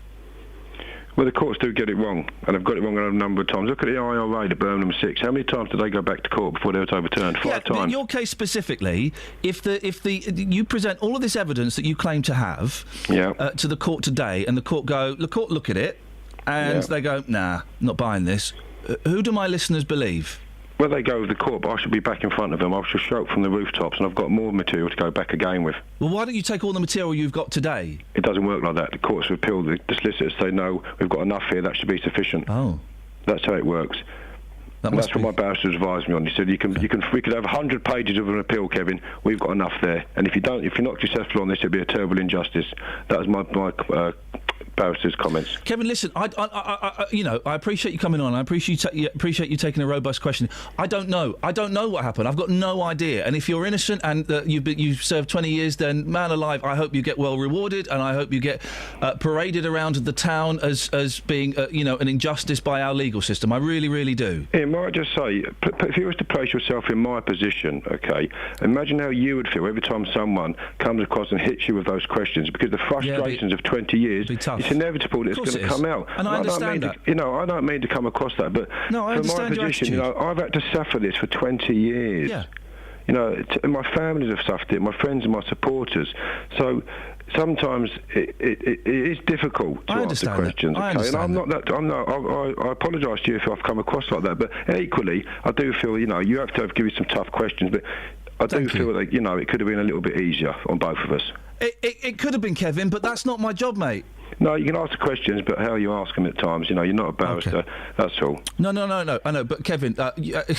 All right, listen, I appreciate that. If you are indeed innocent, then of course you must be incredibly frustrated. And if you are innocent, I wish you the very, very best of luck, and I hope it all goes your way. Thank you very much. Kevin, thank you, mate. Let us know how it goes. Thank you. Take care. I will. 08459 455 555. Every weekday morning. Coming up at 9 on the Big Phone In this morning, is it a good idea to make jobless teenagers work for their benefits? How would you like this country to stand up to President Putin? Are you surprised to see British people being blatantly racist? The JVS Show. I think we've got to get over this issue about racism doesn't exist. It has existed. It will probably carry on existing. What I wanted to say is they've got this completely the wrong way around. That is also true. That is also true. You will always get some, but they are such a minority. I think the man's a buffoon. Get him up, get him out of bed, give him a sense of purpose. The JVS Show. Do you think we have got to, as a country, start taking this issue more seriously? Every weekday morning on BBC Three Counties Radio. I don't know if listen, your thoughts on that interview, please. Not whether you think he's guilty or innocent or not. I mean, we don't know. We don't know. And injustices do get made. 08459, 455 555. I think... he's made me question my questions. I think I was right. I don't think I was particularly aggressive. No. I was asking... Well, and also, we wouldn't let anyone come on and say, this is fact, when we didn't know whether it was fact or not. No. So that was what you were pulling him up about. We were being careful. You've got to be careful. And I know it's interesting. There was a real consensus from a significant number of people we spoke to yesterday here, who was going, well, he's definitely innocent. He's definitely... How do you know? Oh, because there was a bent copper involved. Okay, there was a bent copper. We can say that quite happily. He served time for it, or he got done for it. But how do you know he's innocent? And I'm not saying he is or isn't. I don't know. I don't know the case that well. I deliberately went in not knowing the case that well because I wanted to speak to him and get his opinion on it. The other thing is that the more we learn about the way that some police officers have operated in the past, the more you think, well, bent coppers aren't that... I'm not saying all coppers are corrupt, but it wouldn't be extraordinary for there to be a corrupt policeman operating. If that gentleman is innocent, if Kevin is innocent, they're man alive, and I think he thought I was being sarcastic. I'm not. Give him £1 million, buy him a massive house. David Cameron should apologise. Yeah. We should parade him around the town on our shoulders because he's lost 20 years of his life. That wasn't me being sarcastic, Kevin, and I think you thought I was. Not at all. People who serve any time in prison for something they didn't do, then we should all bow down and apologise to you. Also, this is a man who wrote 10,000 letters behind bars, right? So he is absolutely determined to clear his name, and so he won't like it if people question him. But I don't know. I don't know. And I'm really disappointed. Kevin, listen, I understand, of course, if you are innocent and you spent 20 years trying to fight this kind of stuff, of course you've got every right to be peed off. But you'll understand why those questions had to be asked. Can I just say as well, I don't think you went in particularly heavy. Oh, I've seen heavy. I've seen heavy. You saw me biting my lip. You saw me not biting my lip. That makes me look coy. You saw me biting my tongue. You saw me biting my tongue. That was mature me. That was a 42-year-old me. Mm-hmm. There. And yeah, every other interview might have been easier. I take that as a great compliment. Thank you. Thank you very much. 08459 455 555. Kevin, if you're innocent, mate, I wish you... No one wishes you more luck than me. Well, we probably do, but His mum probably does. I wish you the... Honestly, you know, and if you're innocent, come in and tell us your story and let's talk about how we get you a book deal. Do you know what I mean? But... let's see what happens. Dennis is on the line. Morning, Dennis. And that's an open invitation, Kevin. If you're innocent and it gets, then please come in. You can have an hour of the radio show to tell your story. That's a promise from me. Dennis, what have you got for us? You're talking about people being hit when you were young. I was talking about little people being hit by big people, I was only little people then, but my mother always hit me with her left hand so that a wedding ring made a dent in the top of my head. Isn't that horrible? No. Isn't that nasty? No. She was a lovely lady. She had a hell of a lot She sounds to put up like with. it. She had a lot to put up with. She hit... So your mother, a grown woman, hit a child... Yes. How old were you? Oh, I think I'd be 8. 8. So your mother hit an 8-year-old with the hand that had her wedding ring on, so it would hurt more and leave a mark. It left her, yes. Isn't that horrible? Top of my nut. On your But what? No, she had a lot to put up with. She hit you where? She had a nervous illness and she had a lot to put up with. Okay, so she did it because she was ill? No, because the point is, like all children, I was trying to find out the limits of my life. You know, you're pushing all the time, like your kids do. They push to find out how far I've they never can hit go. them with a bit of metal. So, well, I mean, all right, it's a wedding ring. Yeah, I'm really sorry to hear that, Dennis. It was gold. I'm really sorry to hear that. Why? I'm sorry you had to go through that. No, it made me a better man. Yeah. I'm sorry, Because Dennis. I've never hit my children. And I once pointed out to a chap when I was on holiday where he was throwing his son into the 6-foot end to teach him to swim. Yeah. And the kid came up gasping and his father was laughing. Yeah. I said, listen, you idiot, don't forget, he's getting bigger and you're getting older. There will be a Passover point when he'll be chucking you in there. Dennis, I'm really sorry your mum found it appropriate to hit you with a bit of metal to leave a mark on you. At least it was gold. Thank you very much indeed. Travel news for beds, cards and bugs. BBC Three Counties Radio. There are queues on the M25 anti-clockwise between junction 17 for Maple Cross and 16 for the M40. And it's also busy on the North Orbital Road at the M25 junction 21A roundabout. On the A1 southbound, it's looking slow from the Holiday Inn towards Stirling Corner, and in Welwyn Garden City on Bessemer Road, that's looking slow through the roadworks at Digswell Park Road on the speed sensors. On the train departure boards, there are no major delays showing up at the moment, though. Samantha Bruff, BBC Three Counties Radio. Thank you very much, Sammy. Your calls on big people hitting small people coming up after the news with Simon. Across beds, hearts and bugs. This is BBC Three Counties Radio.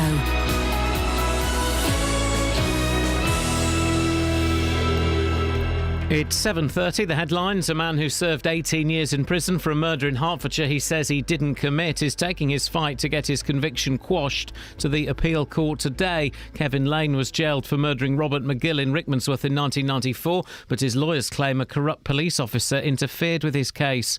Police in Milton Keynes say they believe the man murdered in Wolverton on Monday night was 31-year-old Ashley Gillard. His body was found following a fire in a flat in Trevithick Court. A 25-year-old man has been arrested. And a police investigation is underway after a suspicious package left in Luton yesterday afternoon turned out to be a hoax. Roads were closed, people were evacuated, and the Army Bomb Disposal Unit was called in. Three Counties Sports. BBC Three Counties Radio. England's cricketers thrashed New Zealand by 210 runs to win the first one-day international at Edgbaston. England posted 408 for 9, their highest ever one-day score, with centuries from Jos Buttler and Joe Root before bowling out the Kiwis for 198, with Watford's Stephen Finn taking 4 wickets. Buttler says it was important to bounce back from the World Cup disappointment. Really pleasing. It's up there with the best I've played, I guess. And I think, the timing of it as well, for this brand new era of one-day cricket, as everyone keeps saying, for England, was really pleasing. It was, most of all, I think it was really fun today. In football, England's women have made a losing start to their World Cup campaign with a 1-0 defeat to France in Canada. Here's coach Mark Sampson. We're in the game against one of the best teams in the tournament, and we'll really build from this. This competition's about building momentum, and from that performance where we've managed the game properly, we've shown we can hang on in there with the best of teams. You compare that to the Germany game, there's a big difference. and we created opportunities. So the players will take great belief. Milton Keynes Dons forward Dean Bowditch says they must take the momentum from promotion into the new championship season after signing a new 2-year deal. And the BBC has learnt that an emergency FIFA Congress where Sepp Blatter's successor will be elected is likely to be held in Zurich on Wednesday, December the 16th. All 209 member football associations of FIFA will reconvene in the Swiss city for the meeting, which will culminate in a presidential election. BBC Three Counties News and Sport. The next full bulletin is at 8. It's people. Let's talk, it's people. Across beds, hearts and bucks. This is Iain Lee. BBC Three Counties Radio. What a busy show. It's funny, I'm a little bit shaky after that interview. In a good way, in a kind of an adrenaline infused way. That was sparky. Yeah. That was sparky. It's a good job I'm not on the coffee anymore, because I would be absolutely buzzing. That was sparky. I enjoyed that. And yeah, I totally got his point at the end. That he's, he claims he's innocent. He's been claiming that for 20 years. It's odd we got the number of years wrong. That's remiss of us. Well, I wonder whether he was 2 years in custody. Possibly, yeah. That might make sense. Yeah, of course, you're innocent. For 20 years, then you would get annoyed if people are going, well, maybe you're not. Yeah. But that's my job, is to go, well, maybe that's not true. What if this were true? What if this and this had happened? That's my kind of the job, is to. And I know that Kevin's had a few interviews where people have gone, oh, it must have been terrible. You've been in prison for 20 years for a crime you didn't commit. Well, we don't know that. That's the thing. Only he knows that. Well, and also different interviewers have different techniques. Yeah. So I took that as a great compliment. And Kevin, honestly, it's a genuine offer. If you get found not guilty, man, come in for an hour. We'll talk to you for an hour and we'll get the full story, because I would love to know. And but we don't know. But the other thing is, if you're going to start accusing people of things, make sure that you can prove it. Yeah. Let's see what happens. I'm going to follow that with interest today. Have we got any texts, mate? Sorry, I know you're going through your bag. Yeah, I'm trying to find the memory stick. It's quite important. She's forgotten where her memory stick is. I know, the irony. Stick it in your memory. Thanks. I'll stick it in my memory. Can you stop doing that? Sorry. Seriously. Today it's like working with a chimp. Can you not throw that? Can you stop throwing that? Hey. I'd nearly forgotten how great that damn song was, says Maffin Hanslope. That was like ages ago, mate. No, we haven't looked at these since. Let's stop traffic on the M25 anti-clockwise from junction 21A. You can hardly pick us up on the M25. Buy a quad bike and get free parking, suggests Mark in Bedford. Like your style. In the USA, semi is pronounced semi, says Rob. Oh, why are we talking about semis? Because we're talking about those pigs in the trailer. Oh, yeah. And interesting to know. So semi is a semi. Mm-hmm. It's like that song. Who's the beautiful man? You're beautiful. The soldier. James Blunt. James Blunt sings a song about getting a semi by the sea. Yeah. Oh, every time. That's what ruined his career. That kind of filth. 3 wise men in a semi. Yeah, that filth made us go, oh no, it's not as clean as we thought. 3 wise men getting a semi by the sea. Disgusting. It's practical. Hanging baskets, Chamaze balls, no doubt. Who needs Top Gear? Next show, top basket, boom, says Jeremy Markson. I literally understood I don't know. none of that. It's just words. I literally understood none of that whatsoever. We don't like hanging baskets on this show, and if you do like them, then we don't like you. They're a curse. Don't buy me a hanging basket. I don't understand. You have them outside. All right. Train stations. I get accused of being negatory. I'm going to bring a little bit of light into this. Negatory? Okay? Yeah, I do, mate. Let's try and be less negative about this. Okay. Go on. I do like one thing about hanging baskets. I do like one thing. What? I like it when they're hanging outside of pubs, and I walk past a closed pub about 9:30 in the morning, and they've just been watered, and there's like water on the floor underneath it. I like that. That's what they do, right? I like that. They are continually committing suicide, right? Because you water them, you nourish them, and they spit it straight out. They're like the panda. We should let them go. God, that took a dark turn, didn't it? I'll play a song about birds in a minute, don't worry. Speaking of birds, be listening to Wally, I know how to do this job now. Play a song about birds later on. Speaking of birds, an animal lover, might not like birds actually, from St Albans says his life's work has been ruined after a horse box containing his tarantulas and his snakes was set alight outside his home.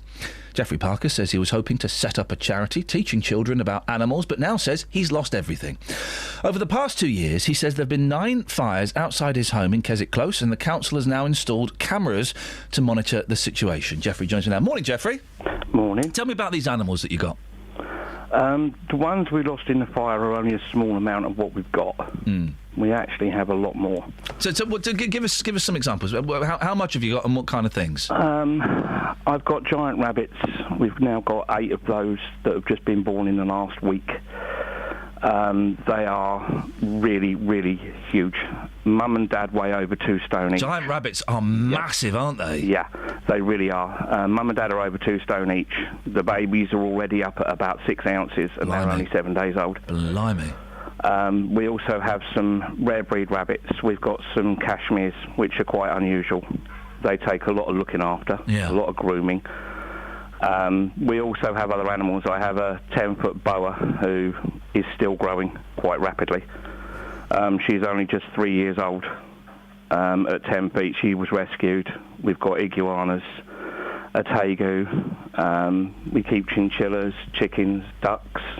Now, where do you keep all of these creatures, Jeffrey? I've got a small piece of land now where I've got a lovely lady lets me use her piece of land to keep them on. We keep them up there, and our hope is that we're hoping to get rebuilt after the fire, get everything restarted. Get what rebuilt exactly? We want to teach children how to look after their pets properly. We want to give them somewhere safe where they can come and learn about the animals that they want to keep.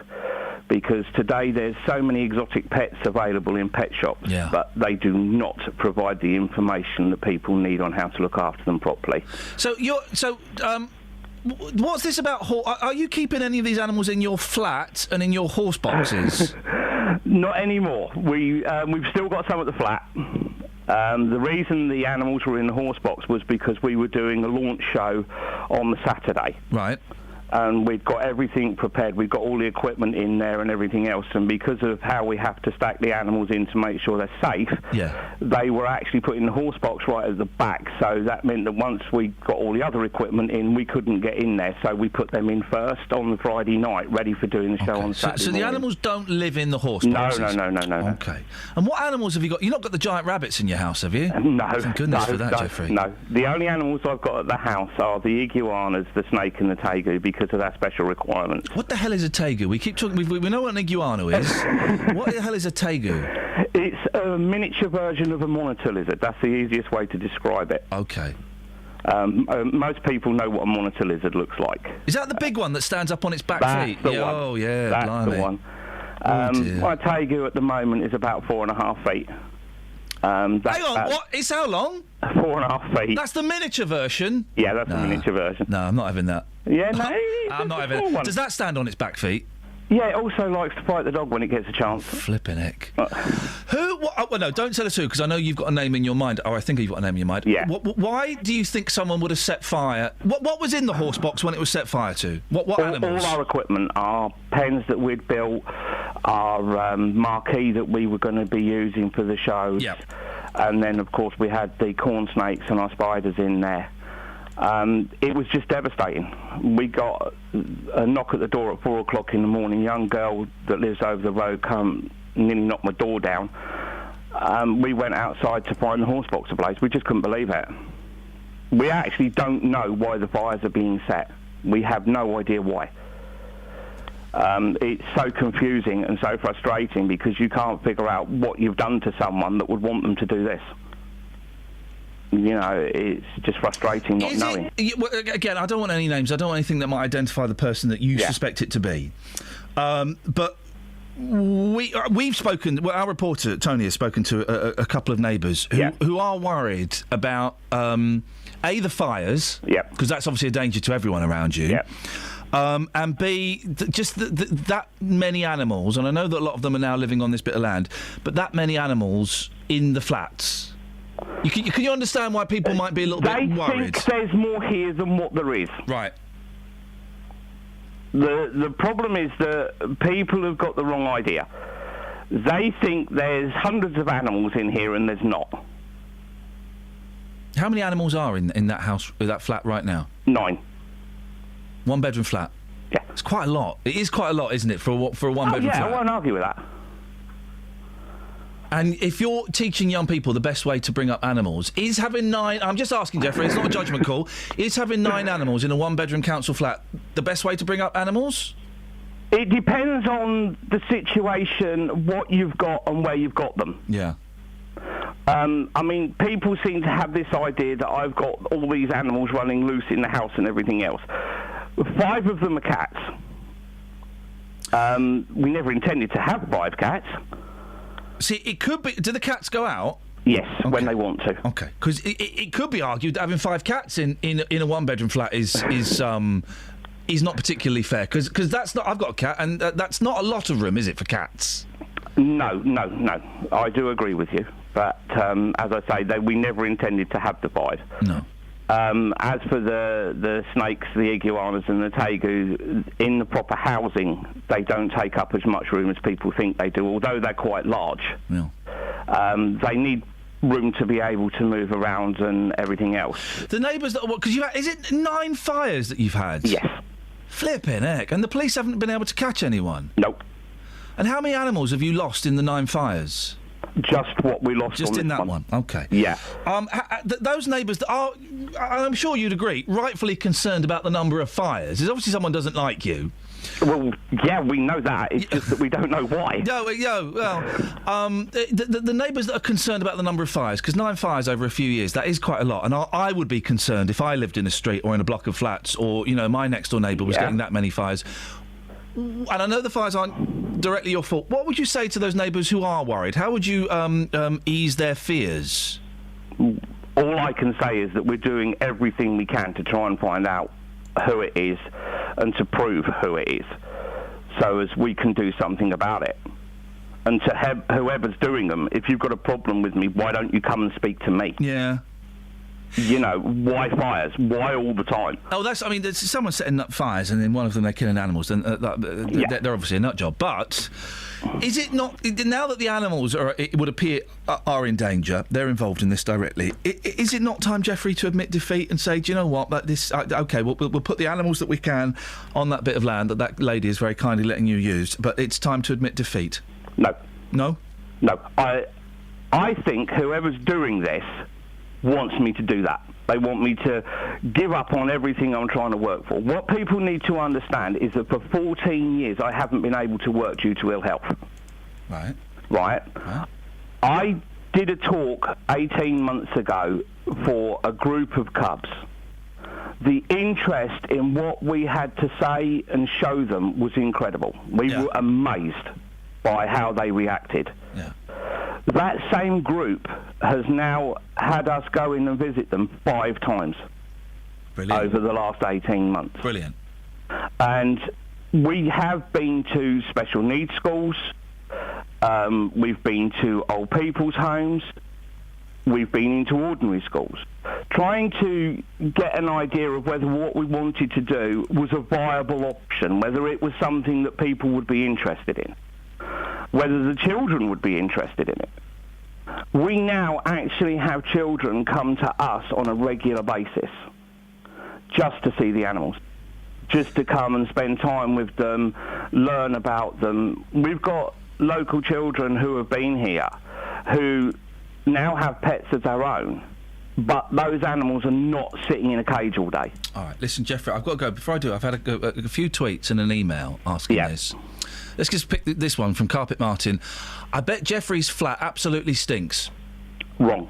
Really? Because we never know. Pet people never know that their houses stink. I will agree that people don't know their houses stink, but there are ways that you can deal with odour problems from animals, and it's really, really easy. It's called just clean the house every day. Yeah, yeah. It's as simple as that. Maybe get a Glade as well?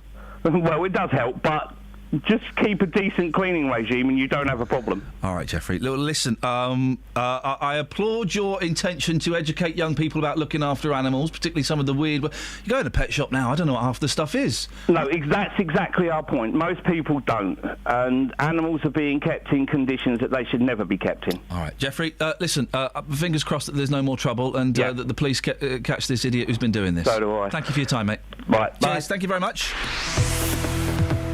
Travel news for beds, cards and bugs. BBC Three Counties Radio. The M1 is blocked northbound between junction 12 for Flitwick and 13 for Bedford. That's because a vehicle's overturned. On the M25 anti-clockwise, it's slow from junction 17 for Maple Cross to 16 for the M40, and it's also looking very busy on the speed sensors on the A1 southbound from the Holiday Inn to Stirling Corner. On the A355 between Amersham and Beaconsfield, that's looking really slow in both directions. And having a look at the train departure boards, there's no reports of any major problems at the moment. Samantha Bruff, BBC Three Counties Radio. Sammy, thank you very much indeed. Gosh, what an interesting 45 minutes. I've really enjoyed the last 45 minutes. There's a really nice tweet from someone. Sometimes, Ian, I think your show's a bit pants. But then you do interviews like that. Brilliant stuff. Speaking about when we were speaking to the gentleman who served 20 years in prison. It's been fun the last 45 minutes. Yeah, the next 12 minutes, though, are going to be ropey, so... What's the next 12 minutes? Just us. Oh, dear. So we'll pad it out with some texts. We'll do something. Right, 7:47. It's Wednesday, the 10th of June. I'm Iain Lee. These are your headlines on BBC Three Counties Radio. A man who served 18 years in prison for a murder in Hertfordshire he says he didn't commit is taking his fight to get his conviction quashed to the appeal court today. Police in Milton Keynes say they believe the man murdered in Wolverton on Monday night was 31-year-old Ashley Gillard. And a police investigation is underway after a suspicious package left in Luton yesterday afternoon turned out to be a hoax. Let's get the weather. Here's Kate. Beds, Herts and Bucks weather. BBC Three Counties Radio. Good morning. It's quite a cloudy start out there this morning. We've got quite a lot of thick, low cloud, but it will start to dissolve. We're already starting to see glimmers of brightness down in West Hertfordshire at the moment, but gradually everywhere we should get a sunny spell or two this afternoon. Still fairly breezy, less so than yesterday though, and it's feeling just a touch warmer. Not much, but a little bit. 17 Celsius being the maximum. Overnight tonight, it is going to become cloudy again. This evening it should disappear, but then once the sun sets, the cloud comes back in from the east, and with it the temperature drops down to 8 Celsius. For tomorrow it's a cloudy start, but then the sunshine or sunny spells arrive. The wind is light, but it's going to feel warmer, perhaps a bit more humid as we head through the latter stages of tomorrow. The warmer air coming up from the south, 21 Celsius being the maximum, so quite a leap in temperature. For Friday it's going to be warmer still, but really humid, quite muggy, and we could see one or two heavy thundery downpours. And that's your forecast. Sometimes in life, things don't always go to plan. It worked perfectly for 2.5, 3 years till 2 days ago. He should refund me £1,900. Which is where we come in. We managed to get them to agree to come back in to the property on an agreed date. The JVS show takes on your consumer problems. I've basically lost the whole lot in administration charges. And helps to get to the right solution. I've received a cheque back for £578. Jonathan, I can't thank you enough. I don't know how you do what you do, you and your team. The JVS show, weekdays from 9, here on BBC Three Counties Radio.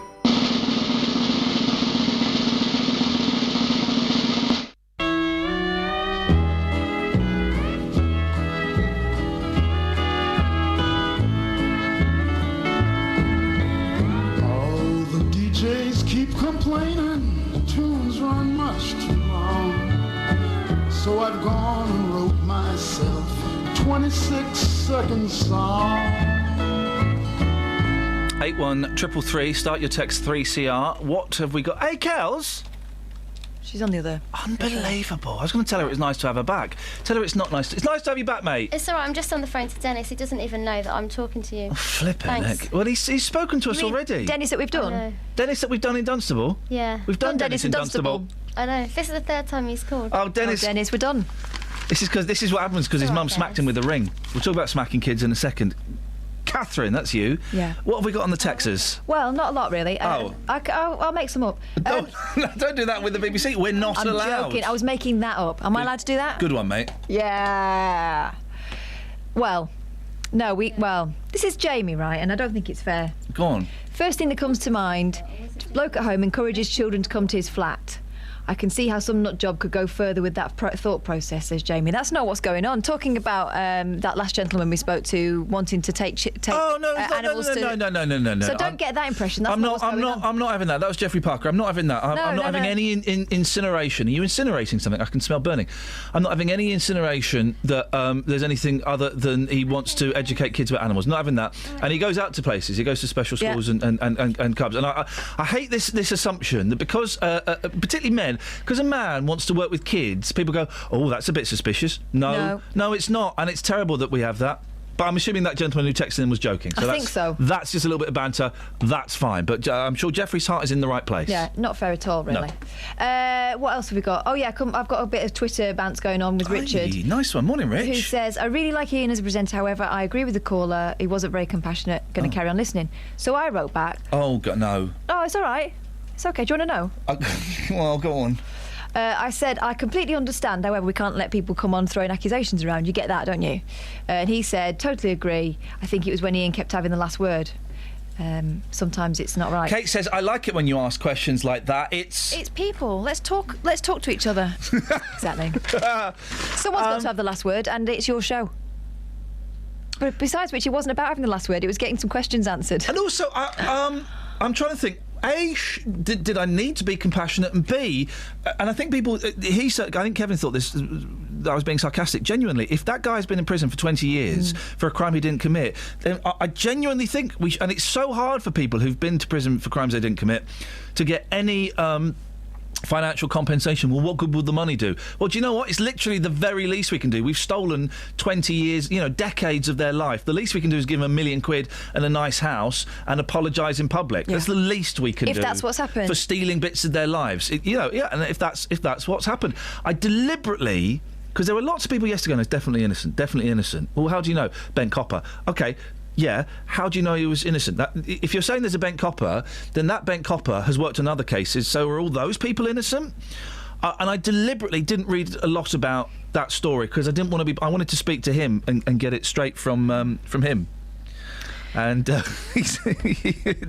I did make my... He said something like, why aren't you believing me? Well, you've been in prison for 20 years, mate. I've got to ask these questions. That question's not going to roll in court, is it? I've also had a text message through a proposal, if you will. Maybe I did get a little bit sarky when he had a cob on with me. Maybe I should have bitten my tongue a bit more there. I don't know. Anyway, go on.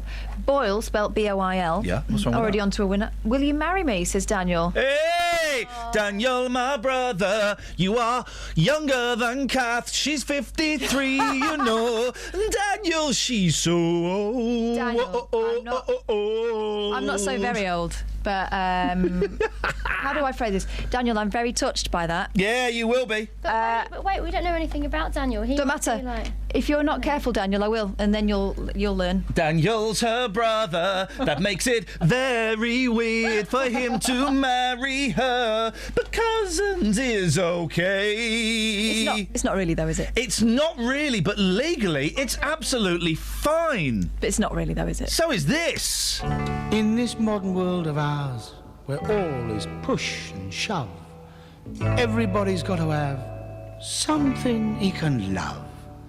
Some folk like to spend their lives on horses, dogs and booze.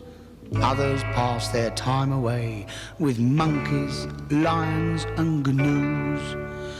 But me, poor! I like birds, birds, birds. Poor! Any kind of bird. Nothing seen or heard thrills me like a bird. I like birds, birds, birds. You can take my word, there ain't nothing like a bird, bird, bird. There's a throttle-throated, plushy-coated, lushy little thrush who twitters every evening by me door. She whistles up near oh lots of lovey-dovey slush. It makes me feel so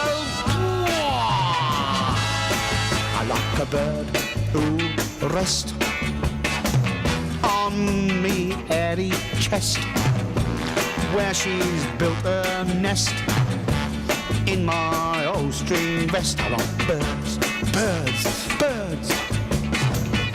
You can take my word, there ain't Nothing like a bird, a bird, a bird. I like birds, birds, birds. I like birds. I used to keep mice. I'd be a sensation with an orc. I've often fancied a poodle. Not like I fancy a bird. I've gone off my porridge. Football and cricket have had it. I love birds. I think it's just gone politically correct.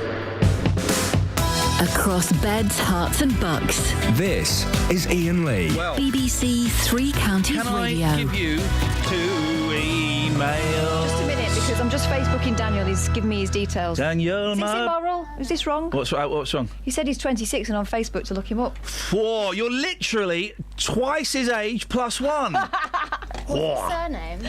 I'm not going to say because he's mine, and you'll nick him. No, I won't. Gatford has emailed him. Go on. Since moving to the new studios, your show is faster. Please slow down. We ain't moved to the new studios yet, brother. Anything yet? My That's friend. a week today, and then Jill is all over the place with her email. Listen to this. This email is literally insane. It's entitled Shaggy. Having listened to Matt Lockwood (brackets Shaggy), I'm beginning to think he's really Ollie Martins. What? Hang on, she's mixing up 2 people. She's mixing up 3 people. Having listened to Matt Lockwood's (brackets Shaggy), I begin. Listen, no. Shaggy is completely different from Lockers. All right, listen. This is Lockers. Before I know it, he's got both of my hands in his vice-like grip above my head, and he's pinning me to the wall using his lips. His other hand grabs my hair and yanks down, bringing my face up, and his lips are on mine. My what's-it strokes his and joins in a slow, erotic dance. His flip is against my belly. That's Lockwood. This is Ben. Hello, I'm Shaggy. Would you guys downstairs like a coffee? Yes, please, Shags. Love one. Mate. We thought you'd never ask. Thank you. Thanks, Shags. And this is Ollie Martins. I'm very disappointed in the referendum. Ragging around. So, front page... Oh, we haven't got time for that now. Go on, quick. No, we haven't got time for it, mate. Oh, so disappointing. Travel news for beds, cards and bugs. BBC Three Counties Radio. There's been an accident on the M1 northbound with a lorry that's overturned, blocking 2 lanes between junction 12 for Flitwick and 13 for Bedford. Also, it's busy on the M25 anti-clockwise with queues at junction 25 for Enfield. In Watford, it's busy on Beach and Grove around the turning for Escort Road, and on the train departure boards, the 8:12 service from Luton to Brighton is delayed. Samantha Bruff, BBC Three Counties Radio. Escort Road, is that in Hightown, guys? Anthony's furious with us. I was too outraged to complain. Yes. Oh, Lee, will you please leave Lock Poker alone? I was too outraged to complain yesterday. You allowed Robin of Locksley in Lock Poker. Is that really within the rules? Yes, Robin of Locksley. Robin of Locksley, yes. For goodness sakes. Also, I made the game up. I make the rules up, guys. That's the rules. Another hour to go. I'm so tired. Really, really tired. Local and vocal across beds, hearts and bucks. This is BBC Three Counties Radio.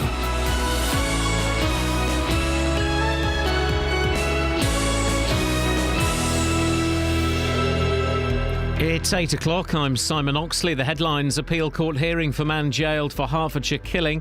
Police name Milton Keynes murder victim, and woman attacked in Bedfordshire lay-by. BBC Three Counties Radio. A man who served 18 years in prison for a murder in Hertfordshire he says he didn't commit is taking his fight to get his conviction quashed to the appeal court today. Kevin Lane was jailed for murdering Robert McGill in Rickmansworth in 1994, but his lawyers claim a corrupt police officer interfered with his case. He maintained his innocence on this programme this morning and said he would continue his campaign even if today's appeal fails. Well, you've got to bear in mind, OK, you've got 12 jury members and they have to make a decision on what's put before them.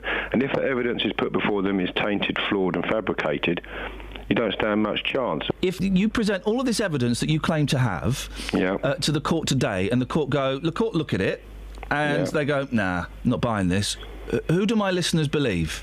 Well, they go with the court, but I should be back in front of them. I was just shout from the rooftops, and I've got more material to go back again with. Police in Milton Keynes say they believe the man murdered in Wolverton on Monday night was 31-year-old Ashley Gillard. His body was found following a fire in a flat in Trevithick Court. A post-mortem examination is due to take place today. A 25-year-old man has been arrested on suspicion of murder. Bedfordshire police are investigating an attempted rape in a lay-by on Monday evening on the A6. They've praised the bravery of the woman who was attacked. More from Lee Agnew. The woman had broken down near Oakley at about 7:30 when a man riding a mountain bike approached her, sexually assaulted her and tried to pull her into a field. Detectives say the victim showed remarkable bravery and managed to fight off her attacker. The man's described as white, aged in his mid-30s to 40s, approximately 5 foot 9 inches tall, well built and had bad teeth. He's described as having straight, dirty blonde hair and was wearing dog clothing. The first remains of victims from the Germanwings air disaster have been flown back to Germany. 150 people died when the flight's co-pilot, Andreas Lubitz, crashed the passenger jet into the French Alps in March. 44 victims were repatriated last night, including 16 school children, as Anna Holligan reports from Dusseldorf. The 16 school children who were on a language exchange programme are among the first to be repatriated.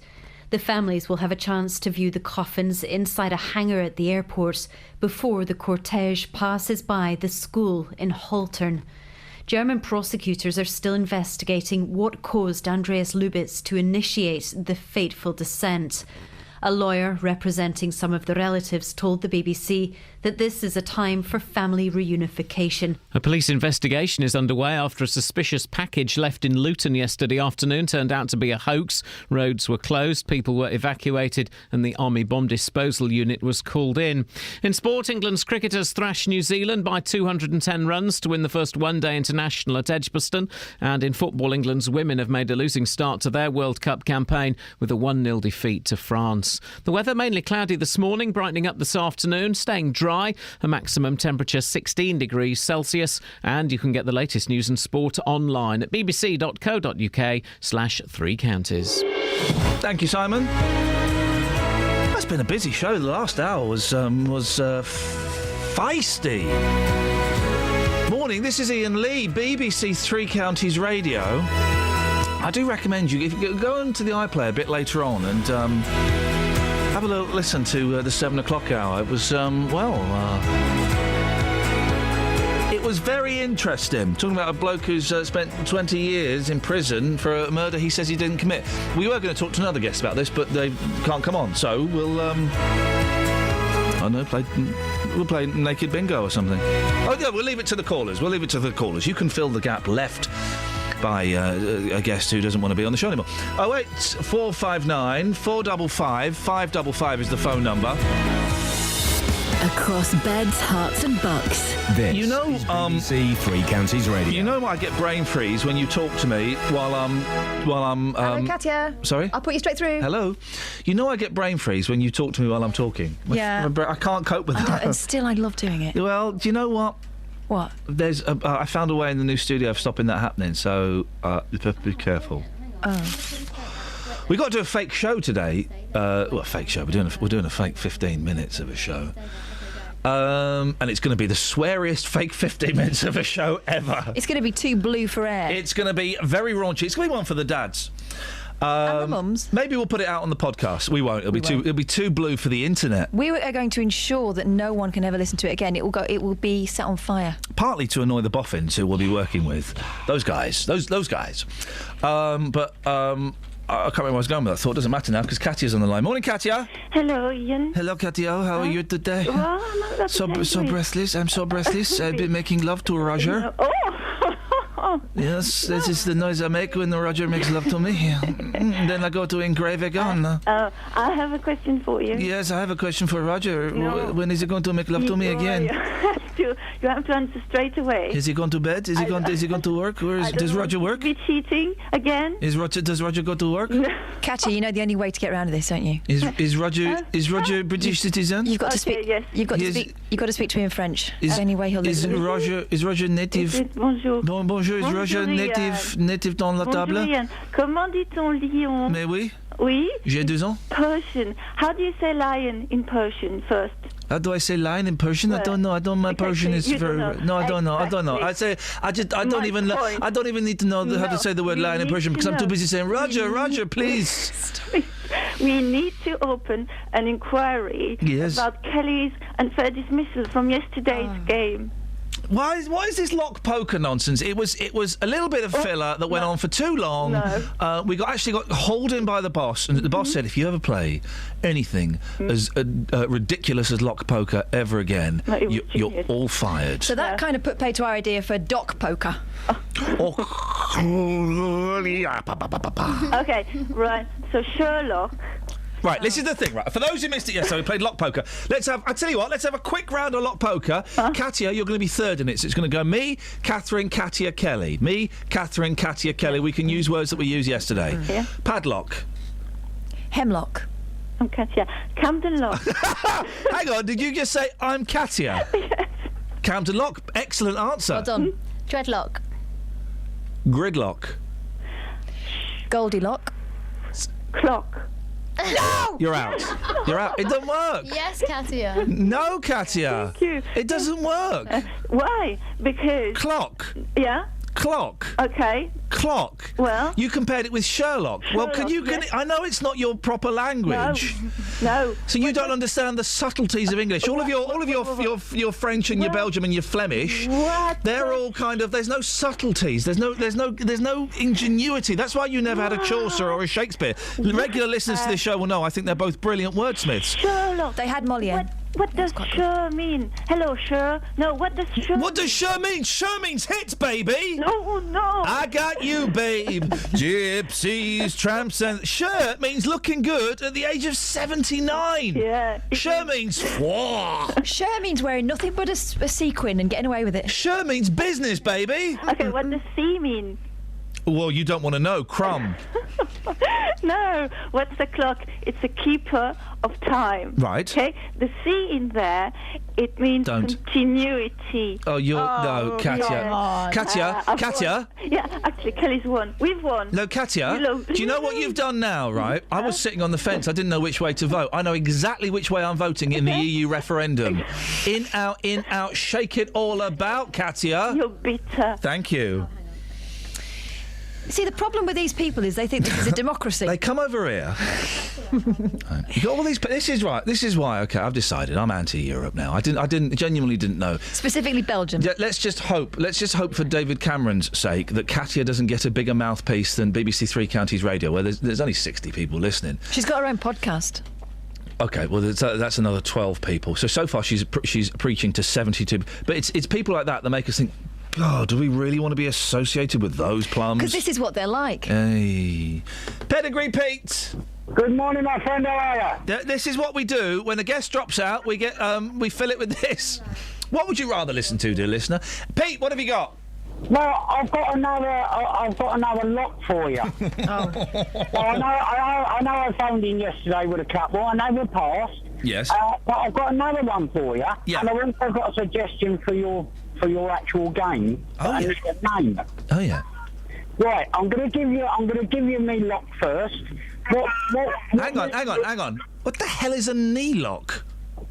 A knee lock? That's when someone gets you in wrestling and they get the knee wrapped around the back of your neck. Have you got a baby in a knee lock there? No. It's one of the special needs children I'm taking to school. Oh, very nice. Very nice. That's good of you. Yeah, well done. Are you ready for this lock? Yes. Me and you are going to... You've not got any of the special needs kids in a knee lock, have you? Just to check. No. Excellent. Okay, got to clarify that. Okay, go on, Pete. No. Right, me and you are going to have pistols at dawn, so we're going to use flintlocks. Yeah. Did we have flintlocks? We didn't have flintlocks, did we? Yes, I think we might have. I think we had flintlocks. No. I think that might have been one someone gave to Kelly. Kelly, did someone give you a flintlock yesterday? Not No. as far as I know. She hasn't got a clue. I don't think we had it, Pete. Well, well done. If we were still playing, you'd have won. You're about 26 hours too late. But... Oh, thanks very much. Thanks for calling, Pete. Get those kids to school safely. Emma's on the line. Good morning, Emma. Good morning. At last, a voice of sense and indeed sensibility, Emma. A grown-up. I'm so sorry. What have you got for us? Well, I about a month ago, you were talking about special gravy, and I thought if you have time to kill this morning, you could actually give out the recipe, because I've been looking for it online in all my recipe books. Don't Google special gravy. Hang on a second. Let's just tread carefully, guys. When were we talking about special gravy? It was about a month ago. Yes. And it was special gravy that perhaps a married couple would use. Thanks very much indeed for calling, Emma. Would use to dress a joint of beef. A joint of beef, special gravy. Take your red wine, take your meat juices. Yeah. Okay, and you add a little bit of corn flour. I've been. Thank you, Emma. Well, didn't she surprise us? She was Not a Trojan. really. She wrote special gravy on the screen. I did wonder. She was a Trojan horse, though. She sounded so prim and proper. I'm enjoying. I've signed. Okay, so I'm cheating on Amazon because now Amazon Prime. Okay, these film streaming services. Amazon have taken all the good stuff off. It's really weird. It lists all the good stuff. You click on it. You've got to go and pay for it. I know. I know. It's outrageous. So I'm caning my free month of Netflix. I'll cancel it. Set up another email account. Cane that. Cancel it. Set up another email. I won't. And I've rediscovered there's a brilliant Canadian programme called Trailer Park Boys. Oh, it's been making me laugh so much. Primarily because it's so sweary. Right. It's just filthy. There's a character in it. There's a character in it called. I know. And he's just an old guy who collects junk, and they'll just go, morning. You know this. No. Careful. Yeah. And they go. How he got that nickname? I guess he smells. I'm guessing. But they go and have some burgers. I can't even tell this story. They go and have some burgers, and they're just coming out going, man, that gravy was so good. What? How do you think they do it? And the guy goes, it's just like loads of meat and chicken and ground up and mixed into. I can't. It's just so. For the full joke, go to. What are they called? Trailer Park Boys. Trailer Park Boys. Oh, I showed you a picture of Bubbles. Get Kelly, Google Bubbles from Trailer Park Boys. He looks a lot like Scoyne. It's not safe for work, that programme, and it's not safe for kids, but kids would love it. It's so filthy. Oh, Julian, I can't believe you got stole all my weed. Glenn's on the line. Morning, Glenn. Morning, Iain. Morning, Glenn. Glenn, can I check? You weren't banned yesterday for the rest of the week, were you? No, I never rang in. Good lad. Okay, just to check. What have you got for us, Glenn? In this lock thing, have you had crook lock? Yes, we did, mate. Glenn, okay. Is your full name Glenwell? No, Glenn Phillips. Glenn, I'm really sorry, mate. You're banned for listening for the rest of the week now. Oh, okay. What are you going to listen to? What are you going to listen to instead of us, Glenn? I'll still listen to you. No. No. Catherine, can you explain what being banned for listening to us for the rest of the week actually means to Glenwood? Okay, Glenwell. What it means is... Are you listening, Glendale? I am. Glenneth. Or Glenneth. You've got to listen to a CD, and it's going to be a CD of Glenn Miller. Well, I've got a CD on a band called Cool Million now, then. That will do. Listen to them for the rest of the week, and we will not say any more about them. Glenston, you cannot listen to us for the rest of the week. By the way, Digital Dan has just sent me the most amazing tweet. Iain, did you know the Trailer Park Boys are coming to Cambridge for a live show in September? No, I did not. But now we do. Now I'm going. And we'll get them on the show and we'll pre-record. And I didn't carpet Martin. Okay, I don't think I did bring the fader up too early, but I think it broadcasts anyway. Craig? Yes, mate. Yes, Craig, what you got? Airlock. Have you had it? Yes. Yes, mate, you're banned for listening for the rest of the week, but thanks for playing. Craigston. Travel news for beds, cards and bugs. BBC Three Counties Radio. The M1 is down to one lane northbound between junction 12 for Flitwick and 13 for Bedford because a lorry's overturned, so traffic's managing to pass in one lane, but they're a queues all the way back from junction 11 for Dunstable. Looking at the speed sensors, the A5 is really busy through Dunstable in both directions as well, possibly as a result of that. On the M25, it's busy anti-clockwise at junction 20 for Kings Langley, and in Watford on Exchange Road, that's looking very busy too on Beach and Grove. There's no reports of any major delays on the train departure boards at the moment. Samantha Breath, BBC. BBC Three Counties Radio. Well, someone's telling us that a naughty word may have been broadcast purely by accident. If it was, that was a complete fault in the system. And if you heard it, with sincere apologies. If you didn't hear it, well, press your red button now to find out what it was.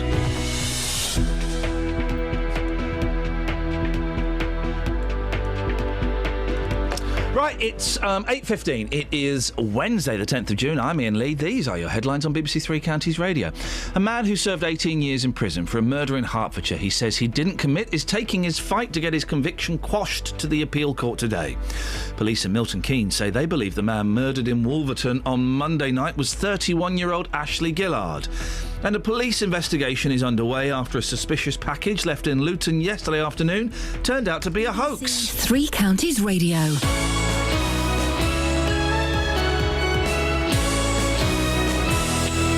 Work. Well, those headphones won't work. They do, actually. In one ear. Do they? No, they work in both. Oh, do they? Oh, yes, with this you're really spoiling us.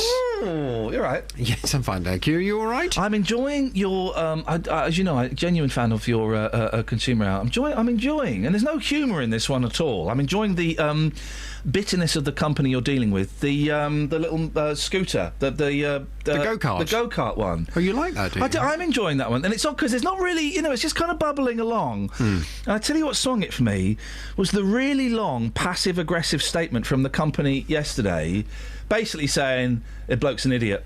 I mean, that's kind of what it boiled to. The bloke's an idiot. But it went on and on and on for ages. Yeah, it did. It's a good story, that one. That was one of a number of emails I've had that are of similar length. Yeah, oh, really? They're hoping you'll get bored. Saying a similar kind of thing, but in many, many words. But there are some people in life who can't just say things succinctly. Yeah. Well, they're hoping you'll get bored, and they've obviously never listened, because you can put up with so much boring tedium. Oh, as can my audience. As can the audience. But it was, I enjoyed that, and it's, you just think, oh, for goodness, it's one of those things, you think, oh, for goodness sakes, company, they must listen to it. They must listen to it if they know they're going to be on the radio.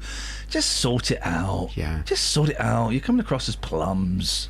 By the way, did you hear my shout out from Wally Webb this morning? I did not. No. What did Got Lord a shout out Wallington of Webb say? From Lord Wallington of Webb this morning. Seemingly he'd been listening to yesterday's chat. Oh gosh, really? Yeah. There are people. You've got to be careful, Jen of Houghton Regis. There are people that grass us up. What, to Wally Webb? To Wally Webb and to other presenters and indeed to other radio stations. They grass me up anyway, so there are people... but you say things all the time about other people. Sorry, do I? I mean, nice well, things, on air, yes, you often talk about other presenters, don't you? But I say nice things. I'm never rude about it. Hey, listen, it's a tough business, guys. If anyone can make a buck in this business, even the rubbish ones, that's got to be applauded. And there certainly are a lot of rubbish ones. Right.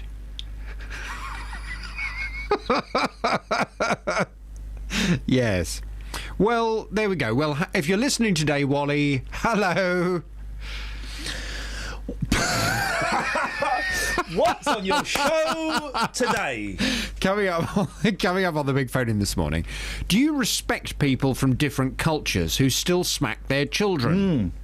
We've been talking about, yes, this is a good one. A High Court judge has said we must make allowances for people from different cultures who live in this country but still want to smack their children. She argues that in many newly arrived communities in the UK, children were still slapped and hit for misbehaviour, and we must do more to understand that different cultural context. The NSPCC disagree. They say children need to be protected, irrespective of cultural sensitivities. Well, under the 2204 Children's Act, parents are allowed to smack their children as long as it amounts to reasonable punishment. Well, from 9 this morning, I'd like your reaction to this. Do you respect people from different cultures who still smack their children?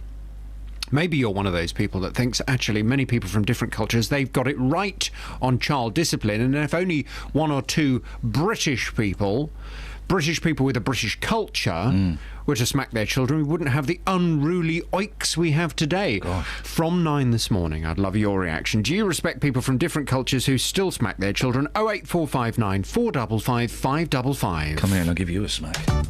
Nick Coffer on BBC Three Counties Radio. The book is all about how you can use nature to make walking a detective game. There's no cost to spending 10 minutes looking at all this stuff. 3 mums from Hertfordshire have got something a little bit different planned. This weekend they're walking 100 kilometres. We've done lots of training and we're aiming to complete it within 24 hours. Nick Coffer. Is that a maze in front of your house? It's called a parterre. Oh, it's a parterre, is it?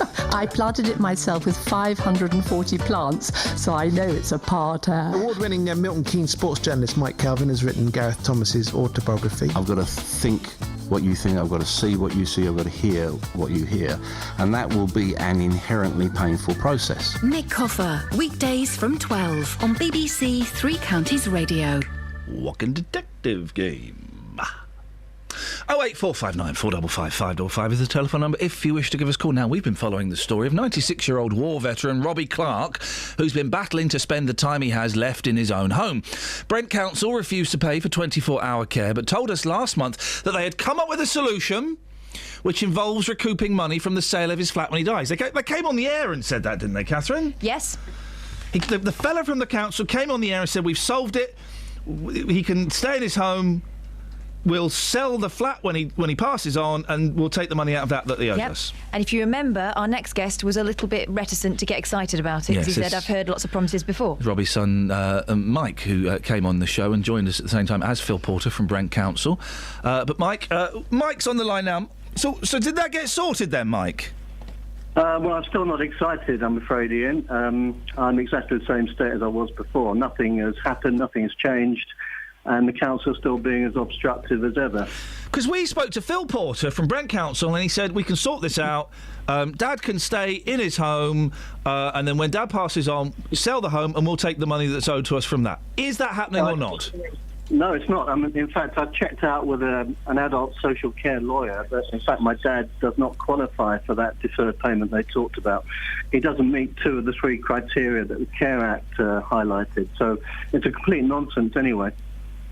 Right, where's Phil Porter, Catherine, the gentleman from Brent Council? Well, I think we approached them yesterday. Let's find out. Yeah, have a little look in the notes. We have notes, Mike, that tells us who was called and to asked to come on and talk about stories and what they said, because you would have thought that Mr. Porter would be more than willing to come on and explain why this has all been muffed up.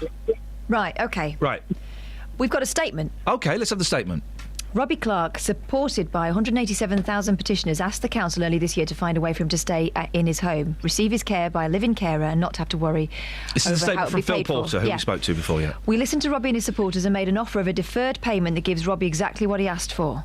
The council has offered to meet some of the costs of his care, with the remaining costs set against the equity in his house. Although there will be less equity for Robbie's heirs when the property is eventually sold, Robbie himself will have all his wishes granted in a way taxpayers can afford. Our objective has always been to meet the care needs and wishes of Robbie Clark, which we're sure is the same objective of his family and supporters. As such, our door is always open to his family to discuss a way forward which is in the best interests of Robbie. So they are going to do that? They can't, I'm afraid. My dad doesn't qualify for it. I just said I checked with an adult social care lawyer. Sorry, Mike. Go on. I'm sorry. And yeah, the Care Act doesn't allow for that to happen, for people to stay in their own home and get a deferred payment. And the other criteria my dad doesn't meet either. So it's not. My dad isn't eligible for a deferred payment agreement. What he is eligible for is better funding to stay at home to pay for his 24/7 care. My dad has just been in hospital, by the way. He's had really severe breathing problems, and he's only recovered due to the attention of his dedicated carers at home. Well, I'm sorry to hear he's been poorly. Yeah, that's not good. He probably would have died if the 24/7 carer hadn't been there. So, Mike, I've got something here because you sent me a direct message a couple of days ago, and we've put this to the council. Now, this isn't an official statement, but this is in the notes from the conversation that was had with them yesterday at Brent Council. They're saying, contrary to what's been suggested, Brent Council has not said charitable donations linked to the petition must be paid to the council. Well, I have that in writing, so... they're also saying to resolve this matter once and for all, a financial assessment on behalf of Robbie Clark needs to be signed by you to confirm the information he's provided is accurate. And they're saying that you have so far, to date, refused to do that. Yeah, because I don't agree with it. They're not taking into account the cost that my dad pays for his 24/7 care. So I can't sign something I don't agree with, Katie. The problem is, they've got to assess him financially. They have to. Otherwise, it won't progress. And I know it's frustrating, and I know it's invasive and it's intrusive. But I agree with that part. They've assessed his financial income, his pension income, but I don't agree with the expenses that they've put down. They haven't included his 24/7 care, or even part of it, actually. So I can't sign something I don't agree with, Ian. I'm sure you wouldn't do that either. Hang on a minute. So what is it? Hang on, I'm getting confused now. So what is it that you're not willing to sign? Well, this is the whole problem, really. They don't take into account the cost that he pays for 24/7 care at home. Their preference is for him to go into residential care because it is a much cheaper option. So the costs that he spends on his 24/7 care at home are greater than it would be if he went into a home. The whole point of this case, Ian, has been that my dad wants to stay at home. It's his individual choice. And that's what we've been fighting for the last 3 years. The council just don't budge. Their policies are related to people going to residential homes, not just staying at home. OK, so right, hang on, I've just got this in front of me. So it's the financial assessment that you don't agree with. What don't you agree with on the financial assessment? Well, the financial assessment, they put down £23 per week as his what's called a disability-related expense. Yeah. That's a complete fallacy because he pays at least £600 per week for what's called disability-related expenses. That's his 24/7 care to look after him. Right, so what's the disparity between the financial assessment that you're refusing to sign and what you believe is the truth? About £300 per week. Right, OK. Kath, I'm Well, they're saying the door is open for you to talk to them. Is that the case? Can you just pick up the phone and talk to this fella? Because it seems like you're pen pals. Oh, he must Not be very joking. good ones. You must be joking. On the 21st of April, when we delivered the petition, which we still had no response to, this 187,000 signature petition. This is the petition they put on the press release with a nice big smiley picture. Exactly, yeah. We've had no response to the petition at all. It's just been brushed under the carpet. Within a matter of hours of that petition being delivered, they put that statement out that you quoted earlier. Yeah. So I've got no trust with the council. I don't trust them at all. So I can't deal with them direct. But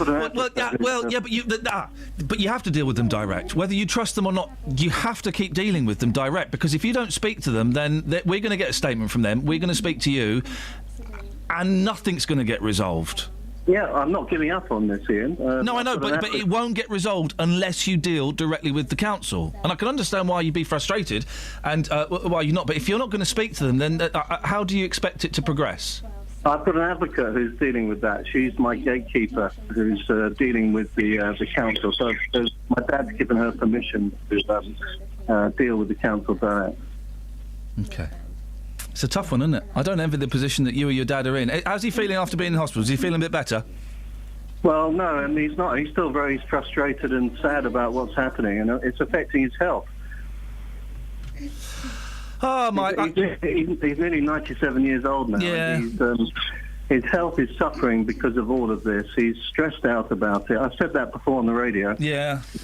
Well, listen, send Robbie, send your dad our best. It is... I do think the way that we treat... we were talking about homeless kids the other day. The way we treat our most vulnerable people is pretty lousy in this country, Mike. And, it sounds like a right old mess. Keep in touch. And, our fingers are crossed that it works out for Dad. Yeah. Well, it's supposed to be Carers Week this week, isn't it? The BBC are promoting that. Yes, it certainly is. Mike, listen, I appreciate your time. Thank you very much indeed. I don't envy that family at all. What a right old mess. Travel news for beds, cards and bugs. BBC Three Counties Radio.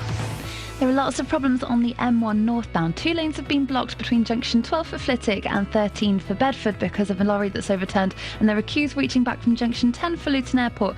But now there's been a second accident, Steve called to say, at the junction for the Toddington services.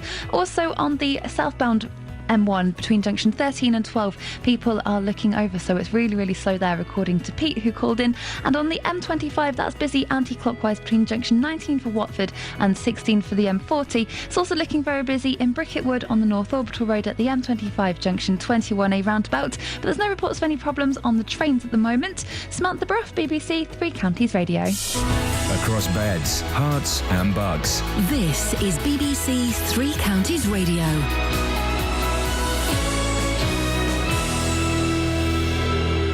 It's 8:30. I'm Simon Oxley. A man who served 18 years in prison for a murder in Hertfordshire he says he didn't commit is taking his fight to get his conviction quashed to the appeal court today. Kevin Lane was jailed for murdering Robert McGill in Rickmansworth in 1994, but his lawyers claim a corrupt police officer interfered with his case. Police in Milton Keynes say they believe the man murdered in Wolverton on Monday night was 31-year-old Ashley Gillard. His body was found following a fire in a flat in Trevithick Court. A 25-year-old man has been arrested on suspicion of murder. Bedfordshire police are investigating an attempted rape in a lay-by on Monday evening on the A6. They've praised the bravery of the woman who was attacked near Oakley. And a police investigation is underway after a suspicious package left in Luton yesterday afternoon turned out to be a hoax. Roads were closed, people were evacuated, and the Army Bomb Disposal Unit was called in.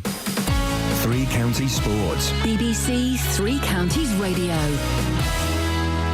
England's cricketers thrashed New Zealand by 210 runs to win the first one-day international at Edgbaston. England posted 408 for 9, their highest ever one-day score, with centuries from Jos Buttler and Joe Root, before bowling out the Kiwis for 198, with Watford's Stephen Finn taking 4 wickets. Here's captain Owen Morgan. We played in the right fashion that we said that we were going to, and that makes a huge difference. We've been talking about playing this aggressive game for some time now, and today going out and executing it like we did, I was very proud of them. In football, England's women have made a losing start to their World Cup campaign with a 1-0 defeat to France in Canada. Midfielder Jill Scott says they're determined to bounce back. We've got such a good squad here in Canada, and we really want to do well, and you can see that everyone's willing to fight for each other. People's come off with bruises, cuts, black eyes, and that shows what we're willing to do in this World Cup. So hopefully we can build on that going into the next game. Milton Keynes forward Dean Bowditch says they must take the momentum from promotion into the new championship season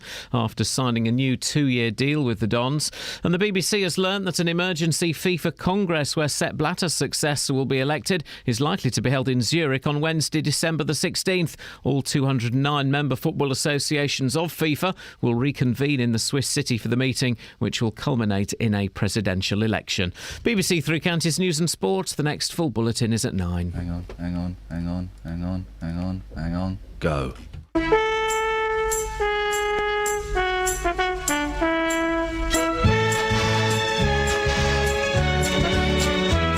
There once was a wealthy man who had a wonderful idea to bring children from all places with all kinds of faces together into a sailing ship. There were 40 boys and girls. They would sail their ship around the globe, so they called it the United World. The ship was just 3 weeks from shore when a hurricane bore it down. The waves were big as mountains. They found they would surely drown. They jumped into the lifeboats, rowed away from the wreck. They didn't count them, they hadn't time. 5 children were left behind. The children fought the storm all night, then finally fell asleep. They didn't realize the ship had been blown across a reef into the Lost Islands. What? Hiding in the bushes was a watchful pair of eyes, and living in the valley were people lost in time, ruled over by a tyrant whose face was in a mask. The children must defeat him so they can escape at last from the Lost Islands. The Lost Islands. Across beds, hearts and bucks. This is Iain Lee. BBC Three Counties Radio. Yeah. Kels, look at my new wallpaper on my computer. That's nice. Is that Paul Scoins? All the Trailer Park Boys are coming to the UK. Well, I'll have some of that. Utter filth. My mum, when I was... when was the Young Ones? 1982? 83? So I was 9 or 10. And they played the Fulcrum in Slough. The Young Ones did a live tour, and they played the Fulcrum in Slough. And my mum went... And, because the Young Ones was the biggest thing at the time, and I was sort of allowed to watch it at 10, sort of. And my mum went to the Fulcrum and went to the box office and said, I was there. She said, got 2 kids, they're 9 and 12. Is it okay to bring kids to this? I went, oh, yeah, no, it'll be fine. We went there. It started with Rick Mail doing a ventriloquist act with his willy. It was full of swears, right? It was so sweary. All I remember is just them swearing. And I said to my mum years later, why didn't you, 9 and 12-year-old, why didn't you just take us out? She went, well, we paid for the tickets. And we watched Didn't do you any harm, did it? It didn't do us any harm. Just like, so I'm confused by this story, right? Am I allowed to smack an Indian kid? No, they have to be your own. I haven't got any Indian kids. I got a Chinese kid. But don't tell anyone. That's my future. So this is the front page of the Mail. I don't even know what that means. I don't either. I just did a face. High Court judge. Well, we're going all Tiger Mum with him, and we're letting our natural kids just doss around. Yeah. It's like having a control. A High Court judge outraged campaigners yesterday by saying newly arrived migrants should be allowed to slap and hit their children. Mrs. Justice Pawley. Mrs. Mrs. Justice Pawley suggested police and... No, it's not. Yeah, I think it is. I know you do, but you're wrong. Well, it's okay. I'm going to stand by it. You can do, mate, and I know you're just being... That's that northern defiance coming into play, but sometimes you've got to learn to back down. Not today. I know. But you should learn that lesson, and I'm happy to give you private lessons. Right, OK. Mrs. That's never going to happen. No, I know it's not, because you're too stubborn for your own good. And that's what's held you back. For my own good. Yeah, exactly. And the listeners know that you're being petulant. So it's only you that's suffering and looking silly, if I'm completely frank. Mrs. Justice Pawley suggested... I'm not suffering. Well, you don't think you're suffering, but you are. Quite badly, actually. I think I'll be all right. Yeah, you think you'll be all right. I know you won't. I know I will. Yeah, okay, but you I knows ain't getting. Hmm? What does that even mean? You'll learn. I won't. Anyway, she says that Indians can hit their kids, basically. She says any immigrant who comes from a different culture is entitled to discipline their children as they see fit. Yeah, we're not. Big people hitting small people, unless it's me hitting Kelly Betts, is out of order. Happens regularly. Yeah. It's also the assumption that people who come from different countries don't know any better. I don't like that. Well, come on. That's the assumption. Come on. Some of those countries don't know any better than us. But there are plenty of migrants who would not hit their children. Name one. My mate Sonia. Well, she's a lightweight. Let me hit Sonia's children. Has she got children? Yeah. How many? 2. How old? Boys. I didn't... You know what you've just done there, Kelly? You know exactly what you've just done there. You've done this. Kelly, spell square. SCU. What? Oh my God! How old, 2 boys? They're called Ivan and Ismail. Okay. Okay. Yeah. How old? Yeah. Boys. Anyway, can I hit a foreign child? You can't hit those. They're my godsons.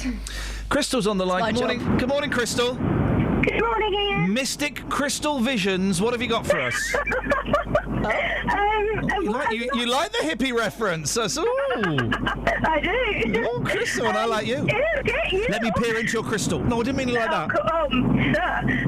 I've got a word to do with locks. Lockheed Martin. Crystal, I'm afraid... No, finish.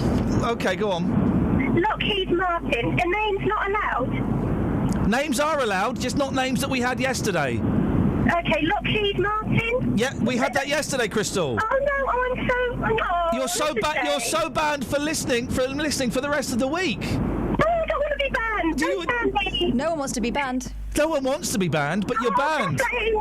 I'm sorry, Crystal. I hope you enjoy whatever it is you choose to listen to tomorrow and Friday, and we'll speak to you again on Monday. I'll look into my crystal ball. Yeah. Didn't see that one coming. Blimey. What's that? What is that line? What's that line from? Mystic Crystal Visions. Is that? I'm thinking it's a Fleetwood Mac song. Of course it is. It's Stevie Nicks. Yeah, but which one? Well, here you go again. I see the crystal visions. That one. Thunder. There's another one. The line I specifically said was Mystic Crystal Visions. Oh, no, Mystic was never in it. No, exactly, so it's a different song. Mystic Crystal Vision, baby. It was that one. Phil! Good morning. Here's a joke. This is what it says on my screen. Here's a joke for folk fans. It's Phil Locks. You're laughing. Do you get it? No. Phil, what have you got for us? More locks. You must be fed up with these locks now. Yes, I was fed up about 6:45 yesterday with it. But I got cut off yesterday with anyway. Oh. But why did you? Hang on. Why did you get cut off, mate? Bad signal. He kept ringing up, and then he'd disappear. He was a man of mystery. Signal. It's a bad signal. It's a bad signal. Is it a bad signal, Phil? Well, at the moment it's good, and I'm in the same place as I was yesterday. One day, the new place that we're going to, no one's got a good phone signal, and Mark, who works here, is the boffin. He reckons he's got a magic box that'll make everyone's phones work. Yeah, I don't think so. No. But one day they'll make a mobile phone, Phil, that can actually make a decent phone call. Yeah, that'll be the dream. That will be the dream. What have you got for us, Phil? String. Opposite lock. Opposite locking, as in when you're driving a car and you go into a skid, you put on opposite lock. That's brake lock, yeah? No, opposite lock. Opposite lock? That means you turn into the skid. As the back end of the car comes out, you turn the steering wheel into the skid. You don't want to turn away, do you? No. Yeah, but that's called turning into the skid, and I've turned into a skid before. But opposite lock, unlock. Yeah, opposite. Yeah, but that's why that was the I was getting to. That's my other one.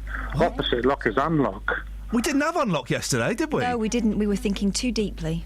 Well, Phil, your shallow thinking means you can listen for the rest of the week. That's very good, and I'm looking forward to October, Ian. Well, what's happening in October, Phil, that I'm not allowed to mention, but you can?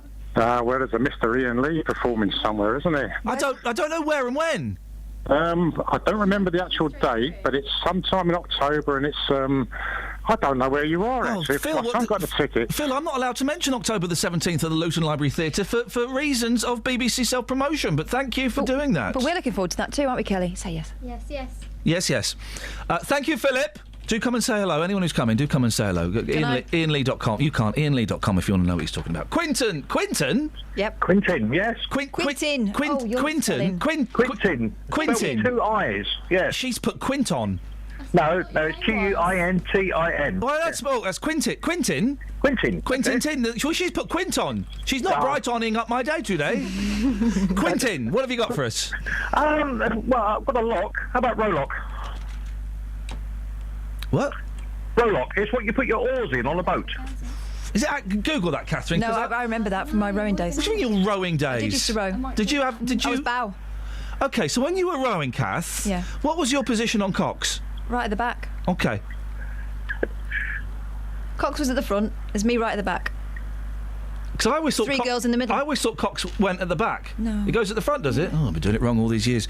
Quintin, thank you. You may have just lost us our job, but thanks very much.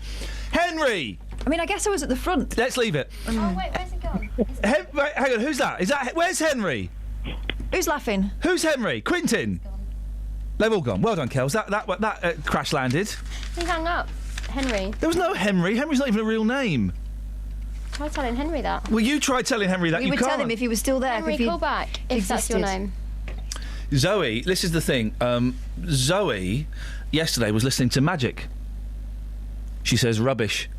Today, Iain Lee. Amazing. Yeah. I don't think she was listening to Magic. Oh, no, she was saying it was Magic on the radio. Oh, hang on a second. So hang on, she's saying yesterday's show was rubbish. Read that out and make it make sense where I don't get angry with Zoe and block her. Yesterday, Magic on the radio. Rubbish. So she was listening to the Magic station? I think it was because someone earlier on said to us that yesterday was really good on the radio and today it was rubbish, and then am I friends with good. Zoe Tilton or not? I mean, what's the deal with Zoe Blue Eyes here? I like her. Let me click on her. Zoe, I mean, she's cute, but that's we see beyond that here at the BBC, but, you know, she's from Milton Keynes. Hang on a minute. Go to her thing. The 1, 2, 3, 4... 4 top tweets are all to me. That's a bit freaky. Yeah. That is a little bit... Then the next one's to Ian Heidland. Oh, she likes an Ian. No. I'm not having that. Travel news for beds, cards and bugs. BBC Nice Three teeth, though. Counties Radio. On the M1 northbound, there are long delays from junction 10 for the Luton Airport Spur Road towards junction 13 for the Bedford and Milton Keynes South turning. That's because a lorry's overturned and it's down to 2 lanes between junction 12 and 13. There's also been a second accident at junction 13 and that's causing extra long queues from the Toddington services. Also, it's looking really slow on the M1 southbound from junction 13 for Bedford towards junction 12 for Flitwick. In Waterstock on the A418, that's been partially blocked by an accident at London Road with queues back from the M40 at Oxford. And in Enfield on the A10, it's looking very busy southbound towards from the M25 towards the North Circular Road at Edmonton. Samantha Bruff, BBC Three Counties Radio. Sammy? Yes? Can I be honest? Didn't listen to any of that travel. Was it any good? Oh, there's accidents all over. Yeah, but are you pleased with your performance is more what I was kind of guessing. Well, it was a little bit... That was a little bit hectic, that one. Yeah? Well, okay, well, I'll try and listen just before 9, but I can't promise anything because I'm kind of, busy. What are you doing in that 30 seconds? You don't want to know. Thanks very much. 8:46, it's Wednesday the 10th of June. I'm Iain Lee. These are your headlines on BBC Three Counties Radio. A man who served 18 years in prison for a murder in Hertfordshire he says he didn't commit is taking his fight to get his conviction quashed to the appeal court today.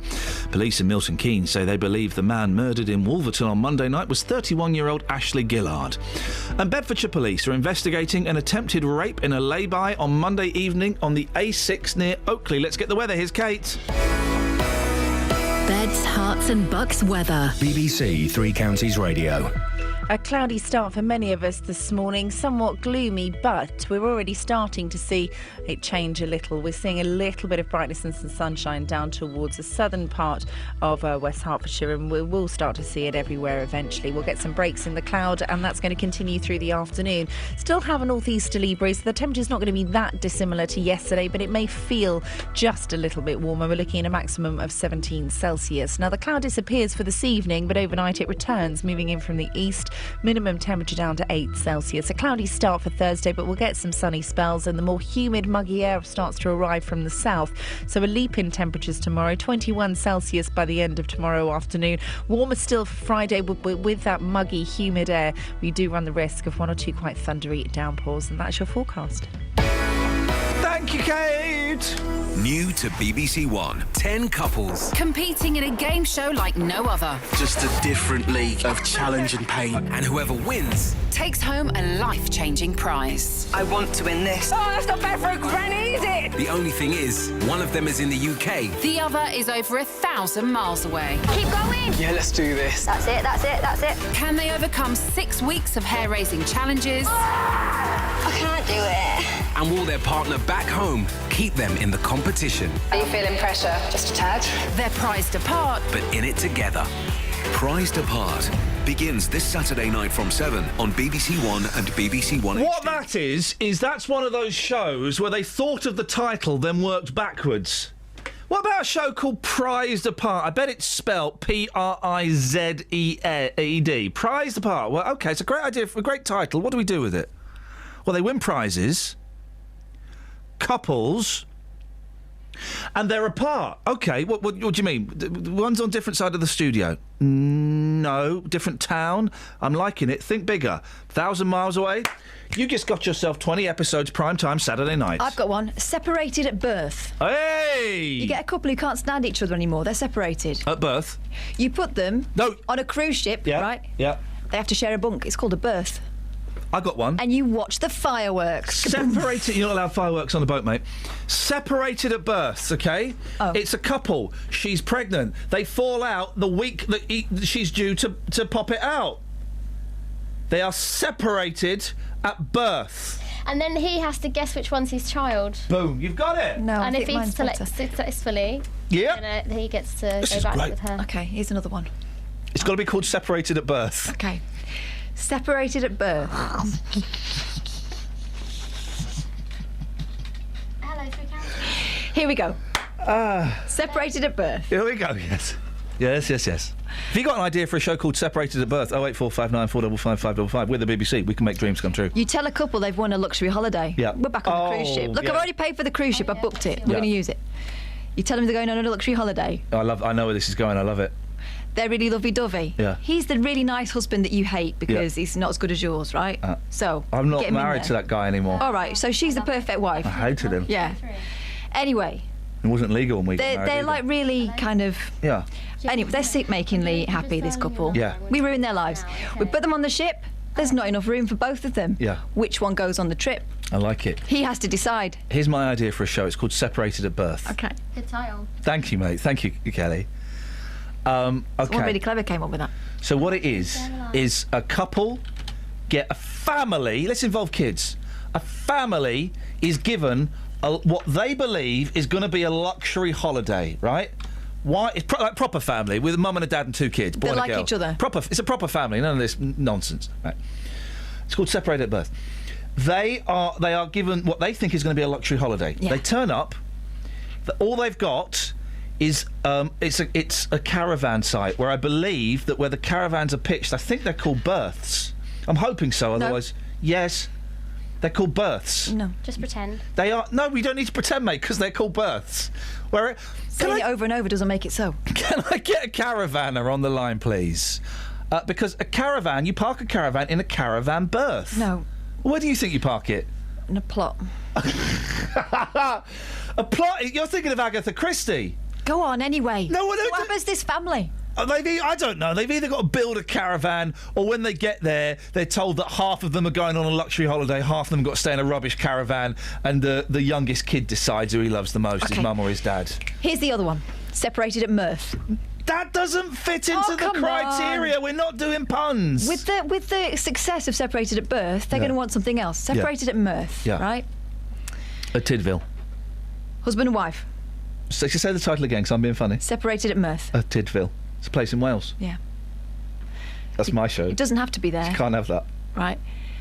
Anyway, they're really happy, or so they think, because the husband's about to play a massive trick on her. Yeah. That's going to lead to mirth for some. Yeah. And Mirtha for others. And death for others. Yeah. Mirth or Mirtha. Kelly. I've got an idea. Yeah, what's it called? It's called Separated at Birth. I like that title. Yeah. It's a couple of babies who are like torn apart and their limbs are all swapped. Whoa! So Stop. you've got wait. So you've got like a small little baby with giant hands.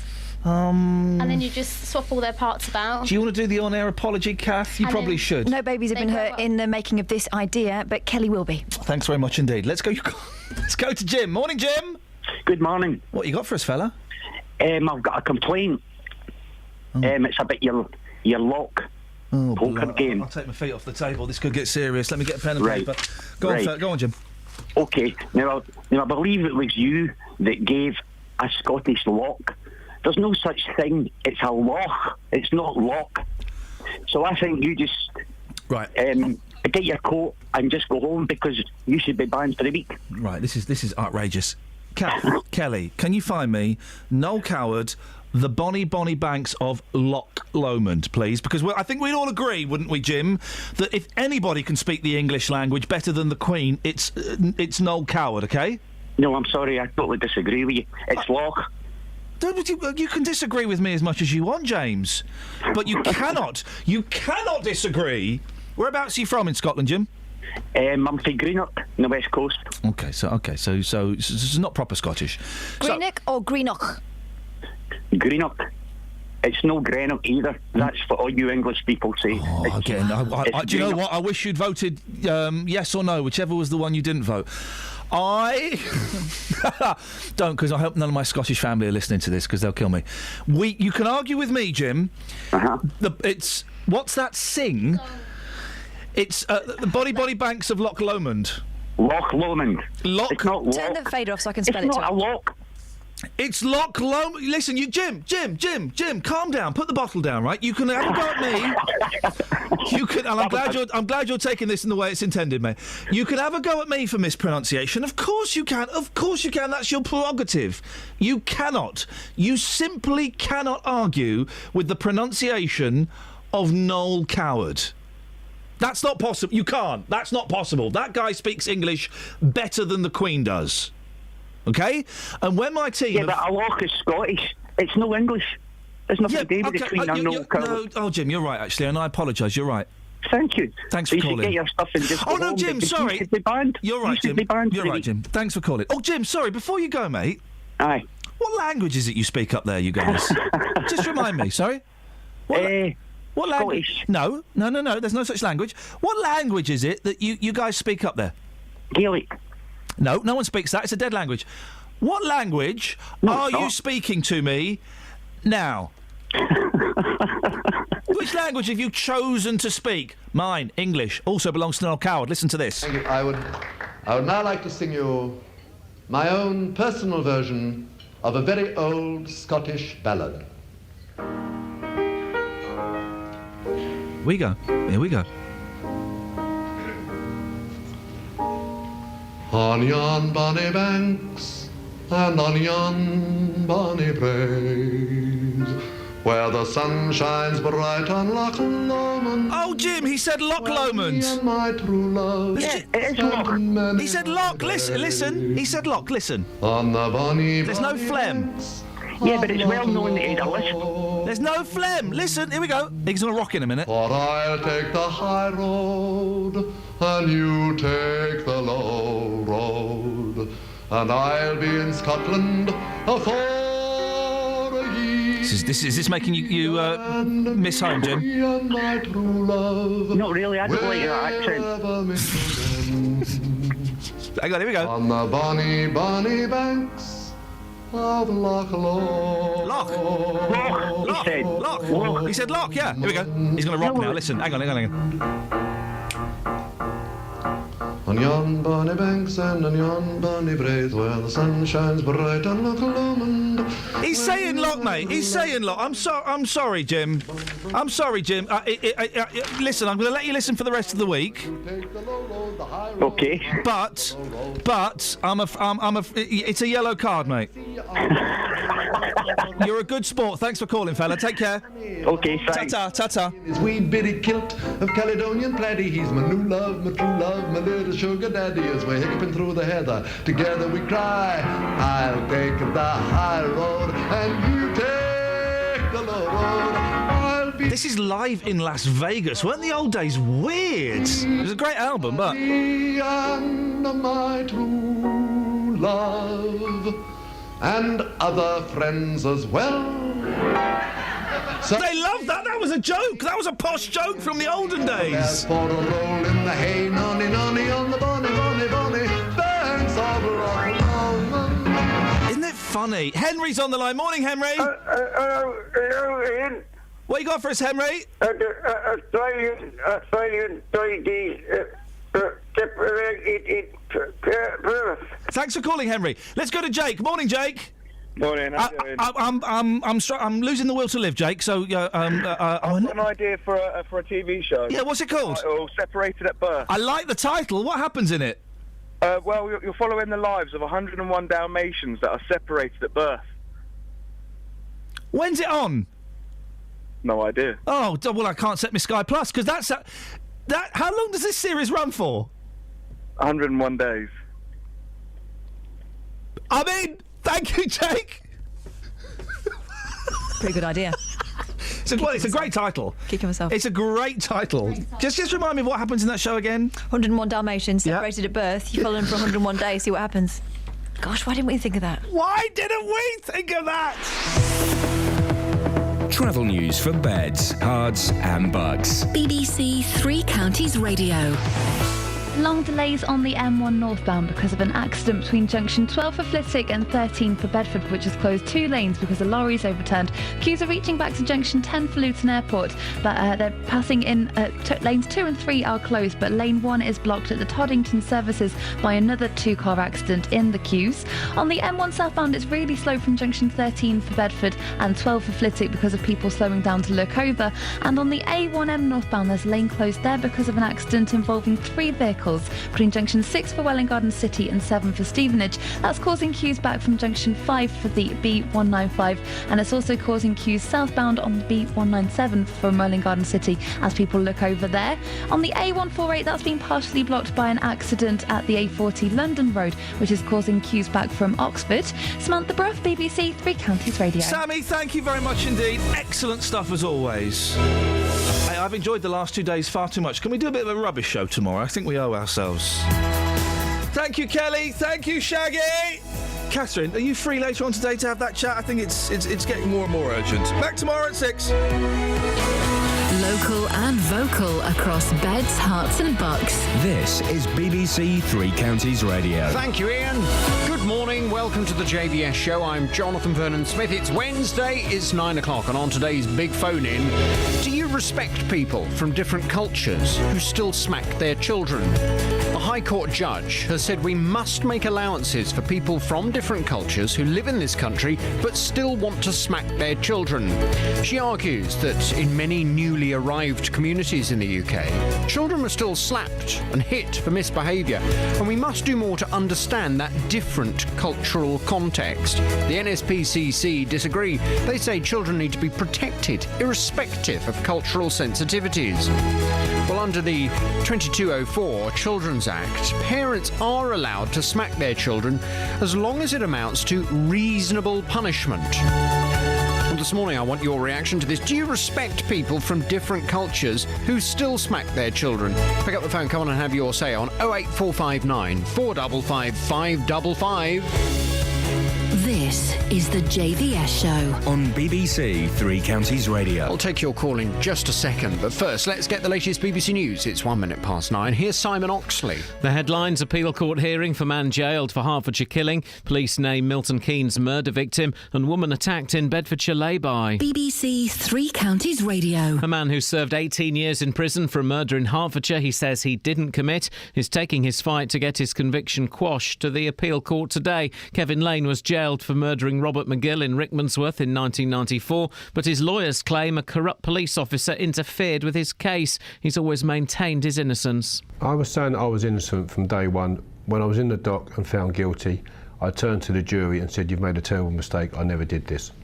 Police in Milton Keynes say they believe the man murdered in Wolverton on Monday night was 31-year-old Ashley Gillard. His body was found following a fire in a flat in Trevithick Court. A post-mortem examination is due to take place today. A 25-year-old man has been arrested on suspicion of murder. Bedfordshire police are investigating an attempted rape in a lay-by on Monday evening on the A6. They've praised the bravery of the woman who was attacked. More from Lee Agnew. The woman had broken down near Oakley at about